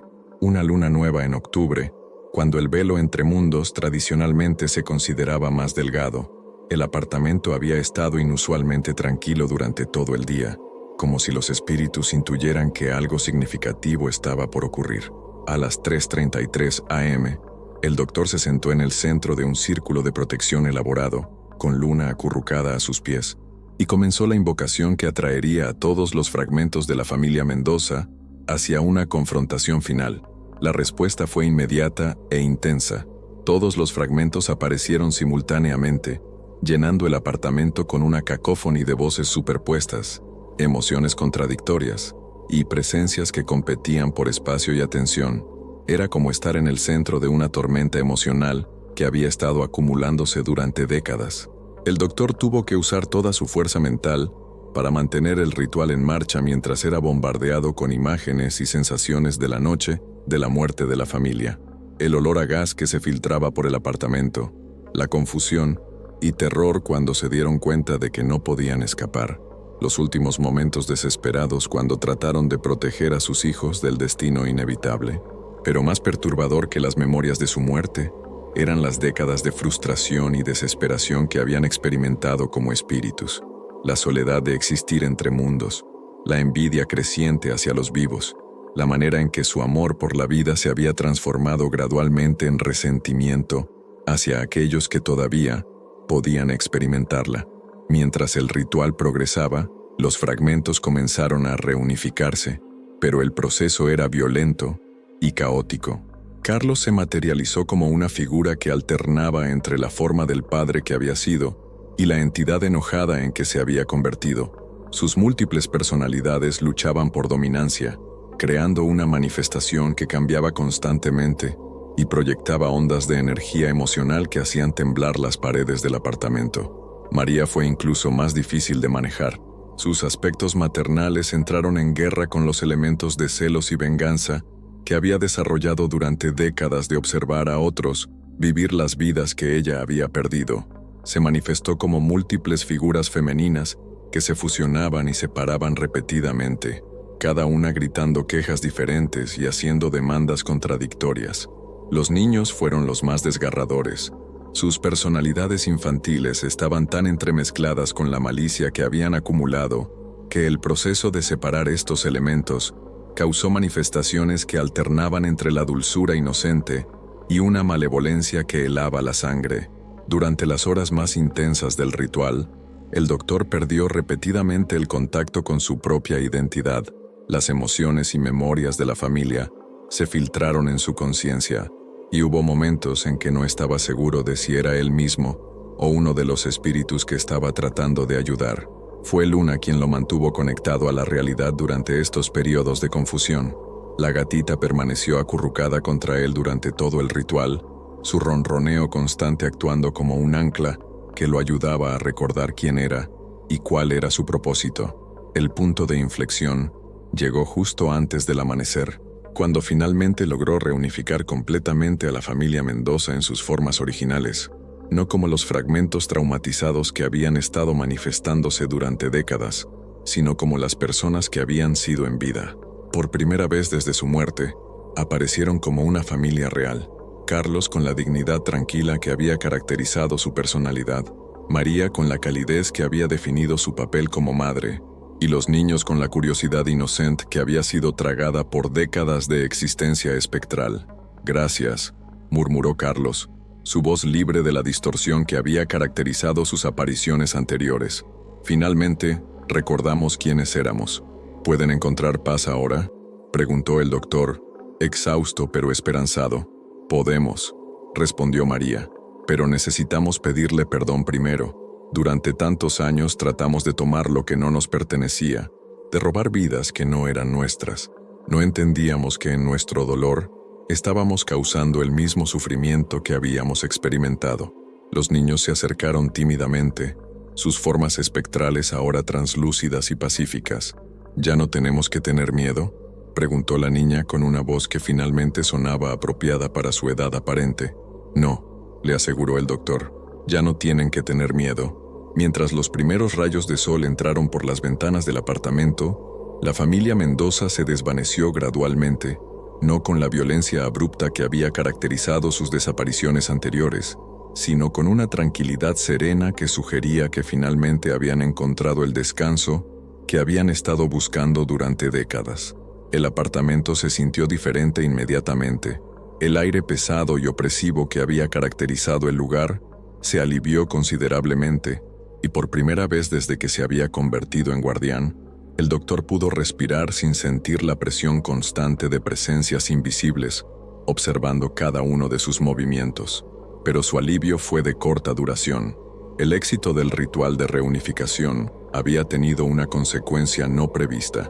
Había alertado a otras entidades sobre la presencia de un guardián con habilidades excepcionales. Durante los días siguientes al ritual, el doctor comenzó a notar nuevos tipos de actividad paranormal en el apartamento. Estas no eran las manifestaciones familiares de los espíritus del cementerio original, sino algo diferente. Presencias que parecían viajar desde lugares distantes atraídas por la energía que había liberado durante el proceso de curación. Elena confirmó sus sospechas más temibles durante su siguiente visita. Al ayudar a la familia Mendoza a encontrar paz, inadvertidamente creó una especie de faro espiritual, explicó su expresión seria. Entidades de otros lugares han detectado lo que hizo aquí, y ahora ven este apartamento como un lugar donde podrían encontrar ayuda para resolver sus propios traumas. ¿Es eso necesariamente malo? Depende de qué tipo de entidades vengan, y de si usted tiene la fuerza para ayudar a todas las que aparezcan. Como si hubiera sido invocada por su conversación, una nueva presencia se manifestó en el apartamento esa misma noche. No era agresiva como habían sido los espíritus del cementerio, pero su desesperación era palpable y abrumadora. Se trataba del espíritu de una mujer joven que había muerto en un accidente automovilístico décadas atrás. Su trauma no estaba relacionado con el edificio o el cementerio original. Había sido atraída desde algún lugar distante por la energía residual del ritual de reunificación. Por favor, suplicaba repetidamente. Solo quiero decirle a mi madre que lo siento. Estaba enojada cuando morí y nunca tuve la oportunidad de disculparme. El doctor se encontró en una posición imposible. Su entrenamiento y experiencia le decían que debía mantener las barreras estrictas que protegían el apartamento de influencias externas. Pero después de experimentar el alivio y la paz que había resultado de ayudar a la familia Mendoza, era difícil ignorar el sufrimiento genuino de esta nueva entidad. Luna pareció percibir su conflicto interno. La gatita se acercó y se sentó a sus pies, mirándolo con una expresión que parecía sugerir comprensión y apoyo para cualquier decisión que tomara. Finalmente, decidió ayudar al espíritu de la mujer joven. Usó técnicas similares a las que había empleado con la familia Mendoza, ayudándola a procesar su trauma y encontrar una manera de comunicar su mensaje de perdón a su madre, quien había muerto años después aún cargando la culpa por su última conversación conflictiva. El proceso fue menos intenso que el ritual de reunificación, pero igualmente emotivo. Cuando la mujer joven finalmente encontró paz y se desvaneció hacia donde fuera que los espíritus encontraban descanso, el doctor experimentó la misma sensación de satisfacción profunda que había sentido después de ayudar a la familia Mendoza, pero también se dio cuenta de que había cruzado una línea que no tenía retorno. Durante los meses siguientes, el apartamento se convirtió en un tipo de estación de tránsito para espíritus que buscaban ayuda para resolver traumas y encontrar paz.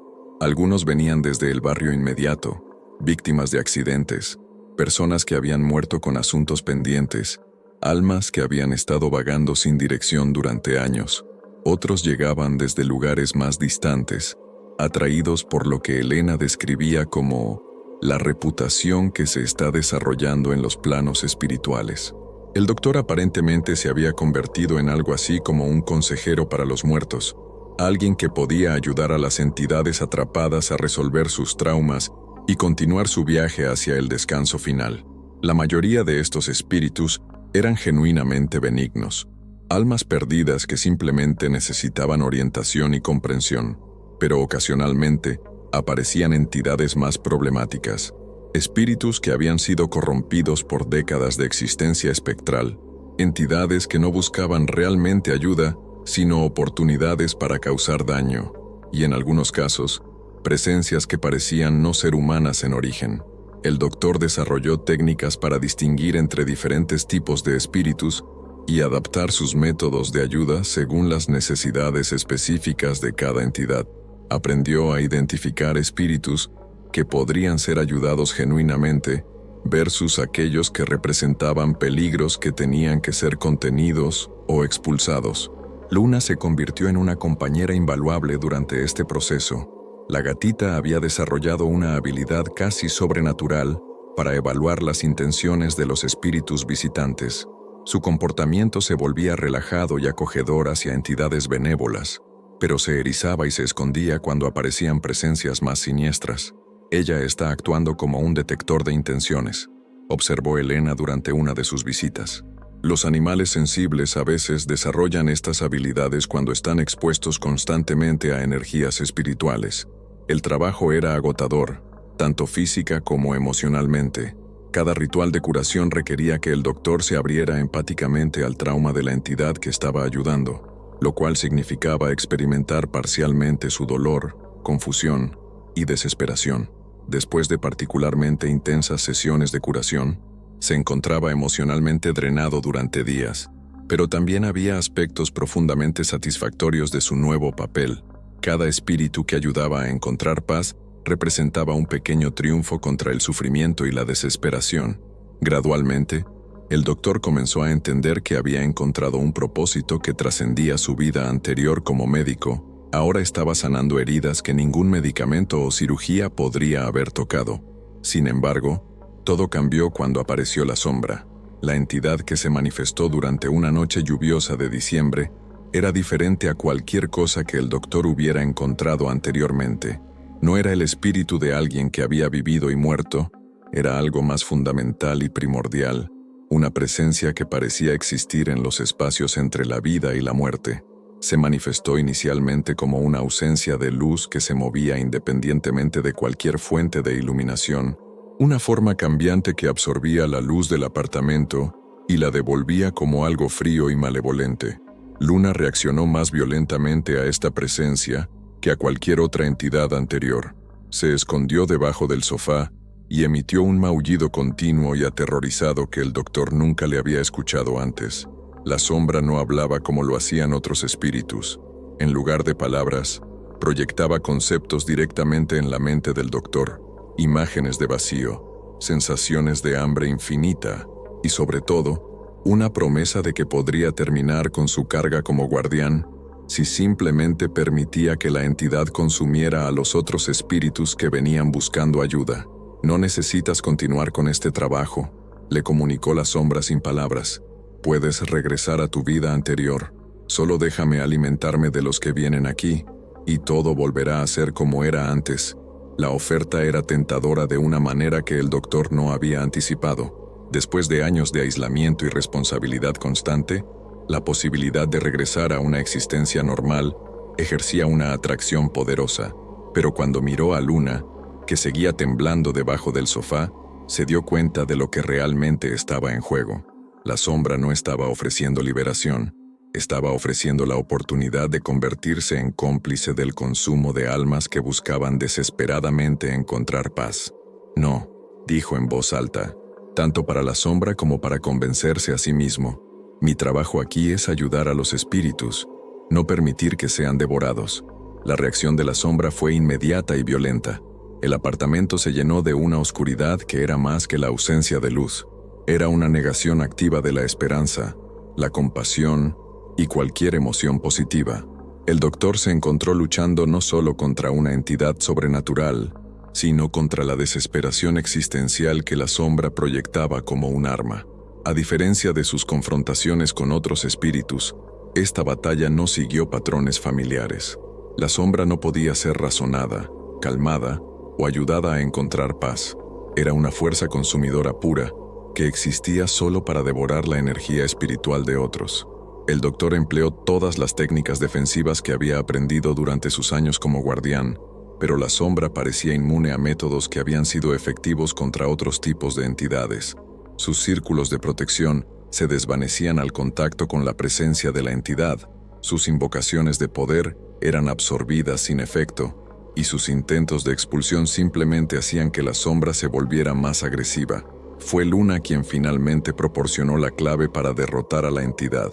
Durante el punto más intenso de la batalla, cuando el doctor estaba perdiendo rápidamente terreno contra la sombra, Luna emergió de su escondite y comenzó a ronronear con una intensidad que nunca había mostrado antes.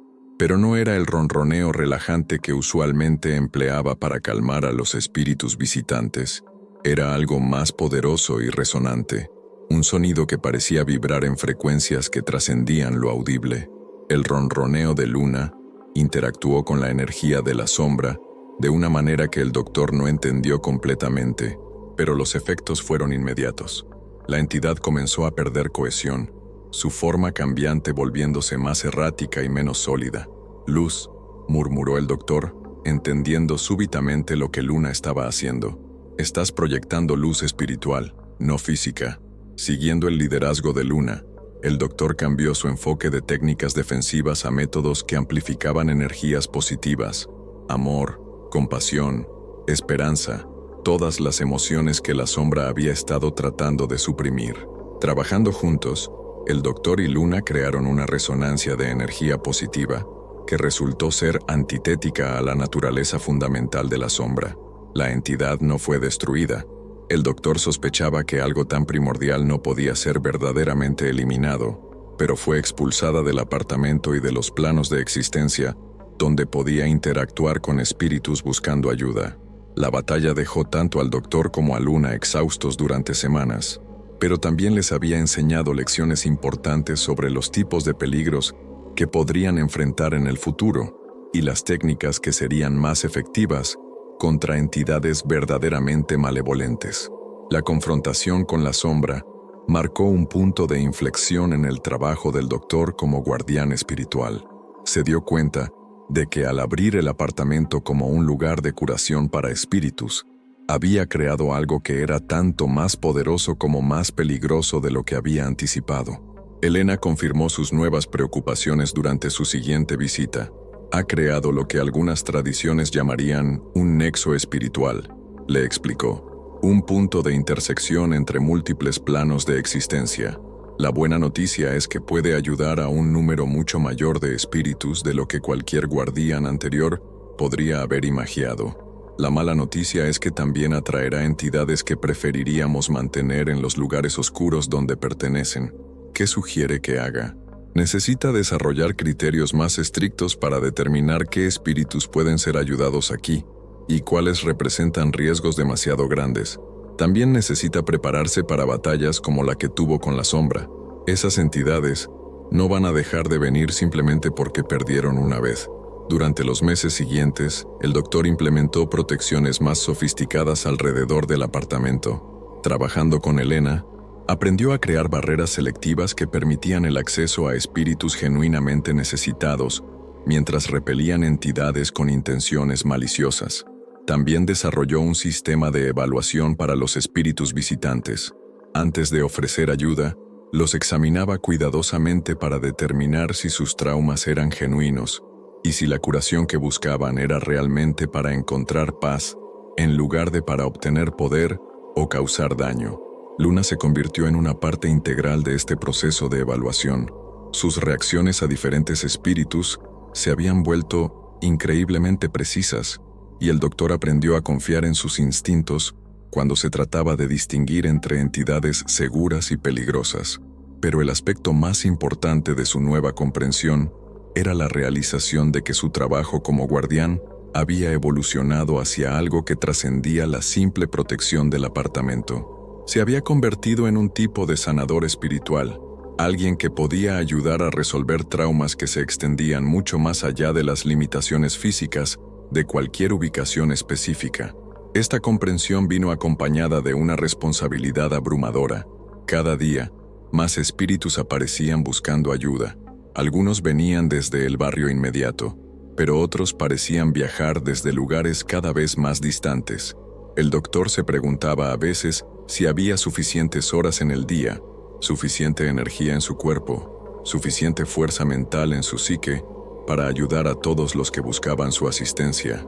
Fue durante una de estas reflexiones que se dio cuenta de que necesitaba comenzar a documentar sus experiencias de manera más sistemática, no solo para su propio entendimiento, sino para quien fuera que eventualmente tomara su lugar cuando ya no pudiera continuar el trabajo. Comenzó a escribir detalladamente sobre cada tipo de espíritu que había encontrado, las técnicas específicas que había desarrollado para ayudar con diferentes tipos de traumas, y las lecciones que había aprendido sobre cómo mantener el equilibrio entre ser un sanador y un protector. Pero lo más importante que documentó fueron las advertencias sobre los peligros que había encontrado y las señales que indicarían cuando una situación se estaba volviendo demasiado peligrosa para manejar, porque el doctor había comenzado a sospechar que lo que estaba ocurriendo en su apartamento era solo el comienzo de algo mucho mayor y que eventualmente necesitaría ayuda para manejar las responsabilidades que había asumido. Su sospecha se confirmó cuando Luna comenzó a mostrar signos de que también estaba siendo afectada por la constante exposición a energías espirituales intensas. El declive de Luna comenzó de manera sutil, pequeños cambios en sus patrones de sueño, una disminución gradual en su apetito, momentos ocasionales de confusión donde parecía no reconocer completamente su entorno. Al principio, el doctor asumió que estos eran signos normales de envejecimiento. Luna tenía ya varios años y había estado expuesta a niveles extraordinarios de estrés sobrenatural, pero conforme los síntomas se intensificaron, se dio cuenta de que algo más fundamental estaba ocurriendo. Luna había comenzado a absorber parte de los traumas de los espíritus que ayudaban. Durante las sesiones de curación más intensas, la gatita se quedaba inmóvil durante horas después, como si estuviera procesando experiencias emocionales que no pertenecían a su propia vida. Más preocupante aún, ocasionalmente actuaba como si estuviera canalizando aspectos de los espíritus que habían visitado el apartamento. Sus maullidos a veces sonaban diferentes. Su comportamiento cambiaba de maneras que sugerían personalidades ajenas, y en algunos casos, parecía reaccionar a estímulos que solo ella podía percibir. «Está cargando demasiado», observó Elena durante una de sus visitas, examinando a Luna con una expresión preocupada. Los animales sensibles tienen límites en cuanto a cuánta energía espiritual pueden procesar sin sufrir daño permanente. ¿Qué puedo hacer para ayudarla? ¿Necesita reducir la cantidad de trabajo que está haciendo o encontrar maneras de compartir la carga con otros? La sugerencia de Elena planteó preguntas que el doctor había estado evitando considerar. Durante años, había asumido que su trabajo como guardián y sanador espiritual era algo que tendría que hacer solo, con Luna como su única compañera. Pero el deterioro de la gatita le hizo darse cuenta de que eventualmente necesitaría encontrar formas de continuar el trabajo sin depender completamente de ella. También se dio cuenta de que él mismo estaba comenzando a mostrar signos de desgaste. Los años de exposición constante a traumas espirituales habían dejado marcas psicológicas que no siempre era capaz de procesar completamente. Había noches donde se despertaba con memorias que no le pertenecían, días donde sus propias emociones se confundían con los sentimientos residuales de los espíritus que había ayudado. Fue durante este periodo de autorreflexión que el doctor tomó una decisión que cambiaría fundamentalmente la naturaleza de su trabajo. Decidió buscar otras personas que podrían tener la capacidad y disposición para ayudar con las responsabilidades espirituales que había asumido. Su búsqueda lo llevó de vuelta a Elena, quien reveló que había estado observando su trabajo durante años con un propósito específico. «No soy realmente una pariente distante de su tía Esperanza», admitió Elena durante una conversación particularmente franca. «Soy parte de una red de personas que monitoreamos situaciones como la suya, lugares donde las barreras entre mundos se han vuelto delgadas y donde individuos excepcionales han asumido responsabilidades de mantener el equilibrio». La revelación no sorprendió completamente al doctor. Había habido aspectos de la historia de Elena que nunca habían sido completamente convincentes, y su conocimiento sobre técnicas espirituales era demasiado específico para ser simplemente heredado familiarmente. ¿Cuántas personas están involucradas en esta red? Más de las que podría imaginar, pero menos de las que necesitamos. El mundo está lleno de lugares como su apartamento, sitios donde traumas históricos han creado condiciones que requieren supervisión constante. La mayoría de las veces, encontramos individuos como usted que han asumido naturalmente estas responsabilidades y tratamos de proporcionarles apoyo y recursos. ¿Por qué no se acercó a mí directamente desde el principio? Porque necesitaba desarrollar sus propias técnicas y comprensión antes de que pudiéramos ofrecerle verdadera ayuda. Alguien que simplemente sigue instrucciones nunca desarrolla la intuición y creatividad necesarias para manejar situaciones imprevistas. Elena le explicó que la red había estado monitoreando su progreso desde que asumió el papel de guardián, documentando sus técnicas innovadoras y esperando el momento apropiado para ofrecerle recursos adicionales. El trabajo que ha hecho aquí ha demostrado enfoques que podrían ser aplicados en docenas de otros sitios, pero también ha revelado peligros que necesitamos entender mejor antes de que otros intenten técnicas similares. La conversación continuó durante horas, con Elena proporcionando contexto sobre la red más amplia de guardianes espirituales y las amenazas globales que estaban monitoreando. El doctor se enteró de que su apartamento era solo uno de cientos de sitios problemáticos alrededor del mundo, y que las entidades como la sombra representaban una categoría de amenazas que estaban volviéndose más comunes y agresivas. ¿Qué sugiere que haga? Necesita entrenar a otras personas para que puedan ayudar con este trabajo. Luna no puede continuar cargando tanto peso, y usted eventualmente necesitará sucesores que puedan continuar cuando ya no pueda hacerlo. Elena le ofreció recursos para identificar individuos con sensibilidades espirituales naturales que podrían ser entrenados como asistentes o eventuales reemplazos. También proporcionó conexiones con otros guardianes experimentados que habían enfrentado desafíos similares y podrían ofrecer consejos sobre técnicas avanzadas. Pero lo más importante que Elena ofreció fue la promesa de que el doctor ya no tendría que enfrentar solo las responsabilidades que había asumido. «Ha creado algo extraordinario aquí», le dijo. «Un lugar donde los muertos pueden encontrar verdadera curación en lugar de simplemente contención. Pero algo así requiere más recursos de los que cualquier persona puede proporcionar indefinidamente». El proceso de encontrar y entrenar asistentes tomó meses de trabajo cuidadoso. Elena ayudó al doctor a identificar individuos en la ciudad que mostraban sensibilidades espirituales naturales, personas que habían tenido experiencias paranormales, que reportaban sueños vívidos sobre personas fallecidas, o que simplemente parecían atraer fenómenos inexplicables. La mayoría de estos individuos inicialmente no estaban interesados en involucrarse en trabajo espiritual formal. Muchos habían pasado años tratando de suprimir o ignorar sus habilidades, asumiendo que eran signos de problemas psicológicos en lugar de capacidades genuinas. Pero algunos mostraron interés genuino cuando se les explicó que sus experiencias podrían ser canalizadas hacia trabajo constructivo de curación espiritual. La primera asistente que el doctor entrenó fue Carmen Ruiz, una enfermera jubilada que había reportado durante años visitas de pacientes fallecidos que venían a agradecerle por el cuidado que había recibido durante sus últimos días. Carmen tenía una sensibilidad natural hacia espíritus en transición y una comprensión intuitiva de lo que necesitaban para encontrar paz. El segundo fue David López, un psicólogo joven que había comenzado a notar que algunos de sus pacientes parecían estar siendo influenciados por presencias que no podían ser explicadas por diagnósticos psicológicos convencionales.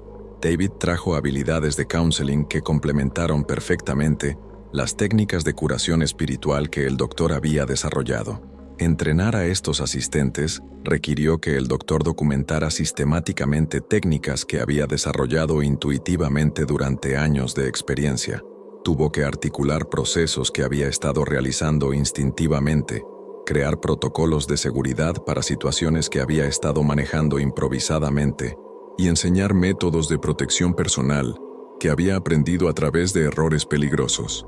Pero lo más desafiante fue enseñarles a reconocer y manejar su propia vulnerabilidad emocional al trauma espiritual. Tanto Carmen como David tuvieron que aprender a abrir sus mentes empáticamente a los problemas de los espíritus, sin perder su propia identidad y estabilidad psicológica. Luna jugó un papel crucial en el entrenamiento de los nuevos asistentes. A pesar de su propio declive, pareció entender instintivamente lo que el doctor estaba tratando de lograr y desarrolló métodos para evaluar la compatibilidad de los nuevos trabajadores con las energías del apartamento. Su aprobación se convirtió en un criterio importante para determinar si alguien tenía el potencial para trabajar efectivamente con espíritus traumatizados. Carmen y David pasaron sus evaluaciones fácilmente, pero otros candidatos potenciales fueron rechazados cuando Luna mostró reacciones negativas a su presencia. Con la ayuda de Carmen y David, la carga de trabajo del doctor se volvió mucho más manejable. Podían manejar casos menos complejos independientemente, permitiéndole concentrarse en espíritus que requerían técnicas más avanzadas o que presentaban riesgos de seguridad significativos. Más importante aún, tener asistentes significaba que Luna ya no tenía que estar presente durante cada sesión de curación. Su condición se estabilizó considerablemente una vez que pudo descansar entre casos, en lugar de absorber constantemente energías espirituales intensas.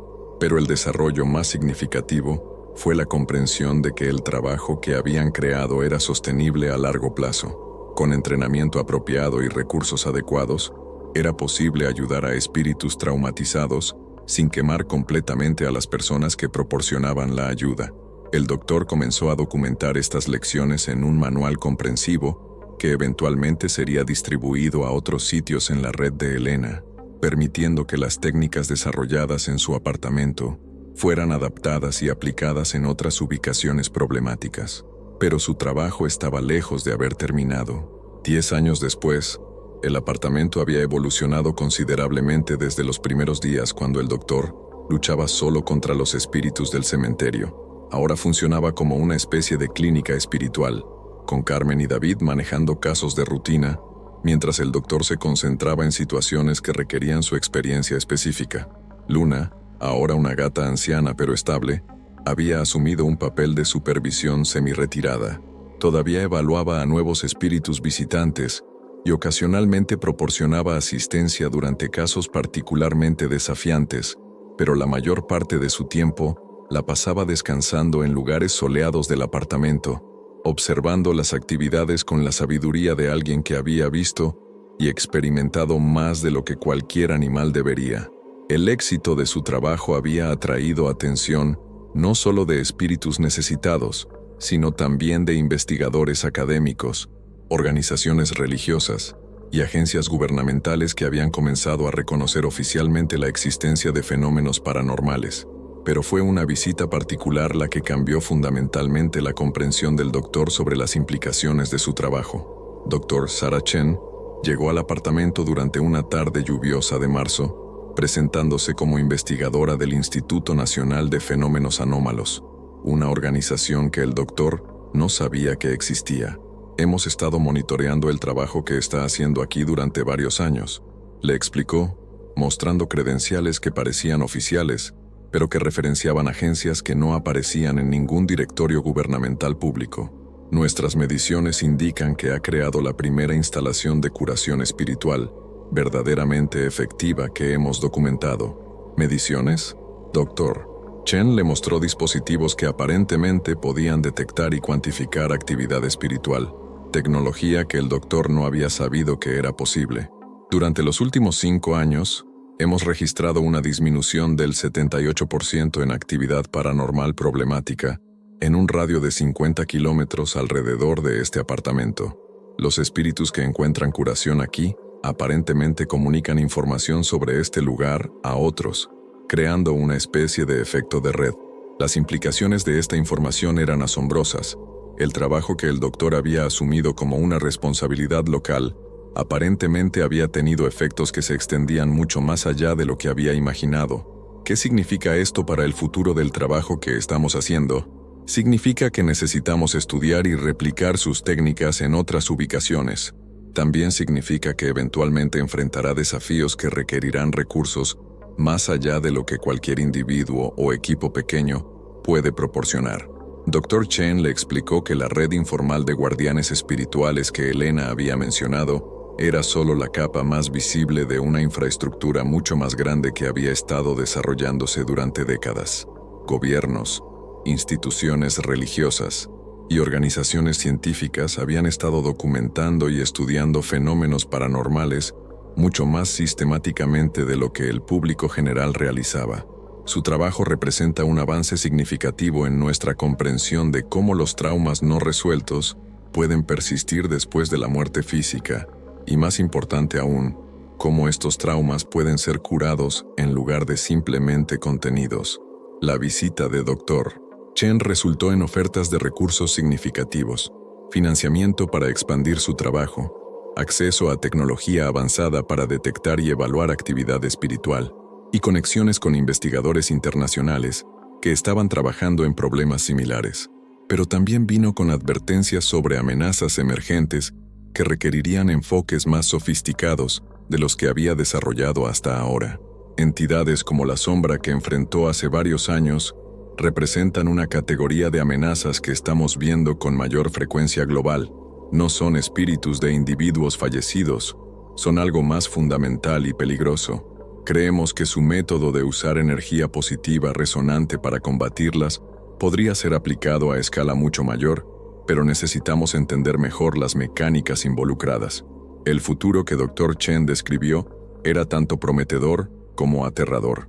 Por un lado, existía la posibilidad de establecer una red global de sitios de curación espiritual que podrían ayudar a millones de espíritus atrapados a encontrar paz, resolviendo traumas que habían estado causando problemas paranormales durante décadas o siglos.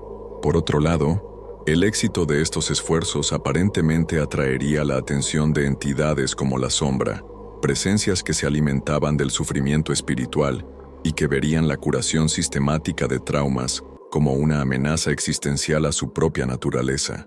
Estamos entrando en lo que algunos investigadores llaman una guerra espiritual a escala global, explicó Dr. Chen. Fuerzas que se benefician del sufrimiento y el caos, versus aquellos que trabajan hacia curación y resolución.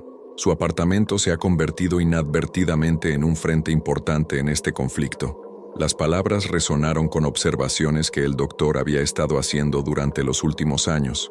Los tipos de entidades que visitaban el apartamento habían cambiado gradualmente. Menos espíritus locales buscando ayuda individual, más presencias que parecían ser enviadas por fuerzas organizadas con agendas específicas. ¿Qué necesito hacer para prepararme para lo que viene? Continúe desarrollando y documentando sus técnicas. Entrene a tantos asistentes como pueda encontrar que tengan aptitudes genuinas.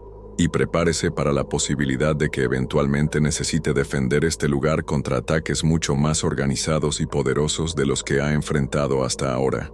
Dr. Chen le proporcionó recursos para comenzar esta preparación, manuales de entrenamiento desarrollados por otros guardianes experimentados, dispositivos de detección que podrían proporcionarle advertencia temprana de amenazas emergentes y conexiones con una red internacional de especialistas que podrían proporcionarle ayuda en emergencias. Pero la información más valiosa que proporcionó fue un mapa que mostraba la ubicación de otros sitios problemáticos alrededor del mundo, junto con evaluaciones de cuáles podrían ser convertidos en centros de curación espiritual y cuáles representaban amenazas demasiado grandes para ser abordadas con los recursos actuales. Su apartamento es el prototipo, le dijo. Si podemos replicar lo que ha creado aquí en incluso una docena de otros sitios, podríamos cambiar fundamentalmente el equilibrio entre fuerzas constructivas y destructivas en los planos espirituales. Esa noche, después de que Dr. Chen se fuera, el doctor y Luna se sentaron juntos en la sala, la misma habitación donde todo había comenzado años atrás, cuando ignoró la primera advertencia sobre nunca dormir allí. La habitación ahora se sentía completamente diferente. En lugar de la tensión opresiva que había caracterizado el espacio durante sus primeros años como guardián, había una sensación de paz activa, no la quietud de un lugar vacío, sino la tranquilidad de un espacio donde se realizaba trabajo importante y significativo. «Hemos llegado lejos, ¿verdad?», murmuró acariciando suavemente a Luna. La gata ronroneó y se acurrucó contra él, sus ojos amarillos reflejando una satisfacción tranquila. Había envejecido considerablemente, pero todavía había una chispa de la inteligencia extraordinaria que había mostrado durante sus años de lucha activa contra fuerzas sobrenaturales. El doctor reflexionó sobre el viaje que habían emprendido juntos, desde sus primeros días de terror e incomprensión, a través de batallas desesperadas por supervivencia, hacia el desarrollo gradual de técnicas que podían realmente ayudar a los muertos a encontrar curación y paz. Pensó en todos los espíritus que habían ayudado durante los años. La familia Mendoza, cuya curación había establecido el precedente para todo lo que siguió. Los cientos de espíritus individuales que habían encontrado paz a través de su trabajo. Incluso entidades hostiles como la sombra, cuya derrota había demostrado que incluso las fuerzas más malevolentes podían ser resistidas cuando se enfrentaban con determinación y técnicas apropiadas. Pero más que las victorias individuales, se sintió orgulloso del sistema que habían creado, una manera de abordar problemas espirituales que se enfocaba en curación, en lugar de simple contención, que trataba a los muertos con dignidad, en lugar de simplemente como amenazas que necesitaban ser repelidas. «El trabajo va a continuar mucho más allá de nosotros», le dijo a Luna. «Carmen y David están listos para tomar más responsabilidades. La red que Elena describió puede proporcionar recursos y apoyo, Y ahora hay personas como Dr. Chen que entienden las implicaciones más amplias de lo que estamos haciendo. Luna maulló suavemente, como si entendiera y aprobara sus reflexiones, pero mientras contemplaba el futuro, el doctor también se dio cuenta de que había aspectos de su experiencia que nunca podrían ser completamente documentados o transmitidos a otros. La comprensión intuitiva que había desarrollado durante años de trabajo directo con espíritus, la capacidad de distinguir entre diferentes tipos de entidades basándose en sensaciones sutiles, la habilidad de mantener su propia identidad mientras se abría empáticamente a traumas ajenos. Estas eran habilidades que tenían que ser desarrolladas a través de experiencia directa, no simplemente aprendidas de manuales o instrucciones. Cada nuevo guardián tendrá que encontrar su propio camino, reflexionó. Podemos proporcionar herramientas y advertencias, pero cada situación va a requerir adaptaciones e innovaciones únicas. Esta comprensión lo llevó a una decisión final sobre cómo documentar su experiencia para futuros guardianes. En lugar de simplemente escribir un manual técnico, decidió crear una narrativa completa de su viaje, desde el momento cuando heredó por primera vez el apartamento hasta su comprensión actual de las implicaciones globales de su trabajo. Una historia que no solo proporcionaría información práctica, sino que también transmitiría las dimensiones emocionales y psicológicas de asumir responsabilidades de guardia espiritual. Porque al final, murmuró mientras comenzaba a escribir, esto no es solo sobre técnicas o procedimientos, es sobre entender que el sufrimiento, ya sea de los vivos o de los muertos, puede ser curado, que el trauma no tiene que ser permanente y que incluso en los lugares más oscuros es posible crear luz. Luna ronroneó su aprobación mientras él escribía, y juntos continuaron su vigilancia, ya no solo como guardianes de un apartamento, sino como protectores de la posibilidad de que el dolor pudiera ser transformado en curación y la desesperación en esperanza. Epílogo final. Y así termina esta historia, pero comienza otra, porque en algún lugar de la ciudad, en este momento, alguien está heredando un apartamento extraño, encontrando un gato misterioso, escuchando advertencias que no entiende completamente. En algún lugar, las sombras se están moviendo detrás de cortinas donde no debería haber movimiento. En algún lugar, un reloj está marcando las 3:33 am, y algo está despertando que había estado esperando pacientemente su oportunidad. La diferencia ahora es que ya no tienen que enfrentar sola la oscuridad. Hay una red, hay recursos, hay personas que entienden, y hay la esperanza de que incluso los muertos más torturados puedan eventualmente encontrar paz.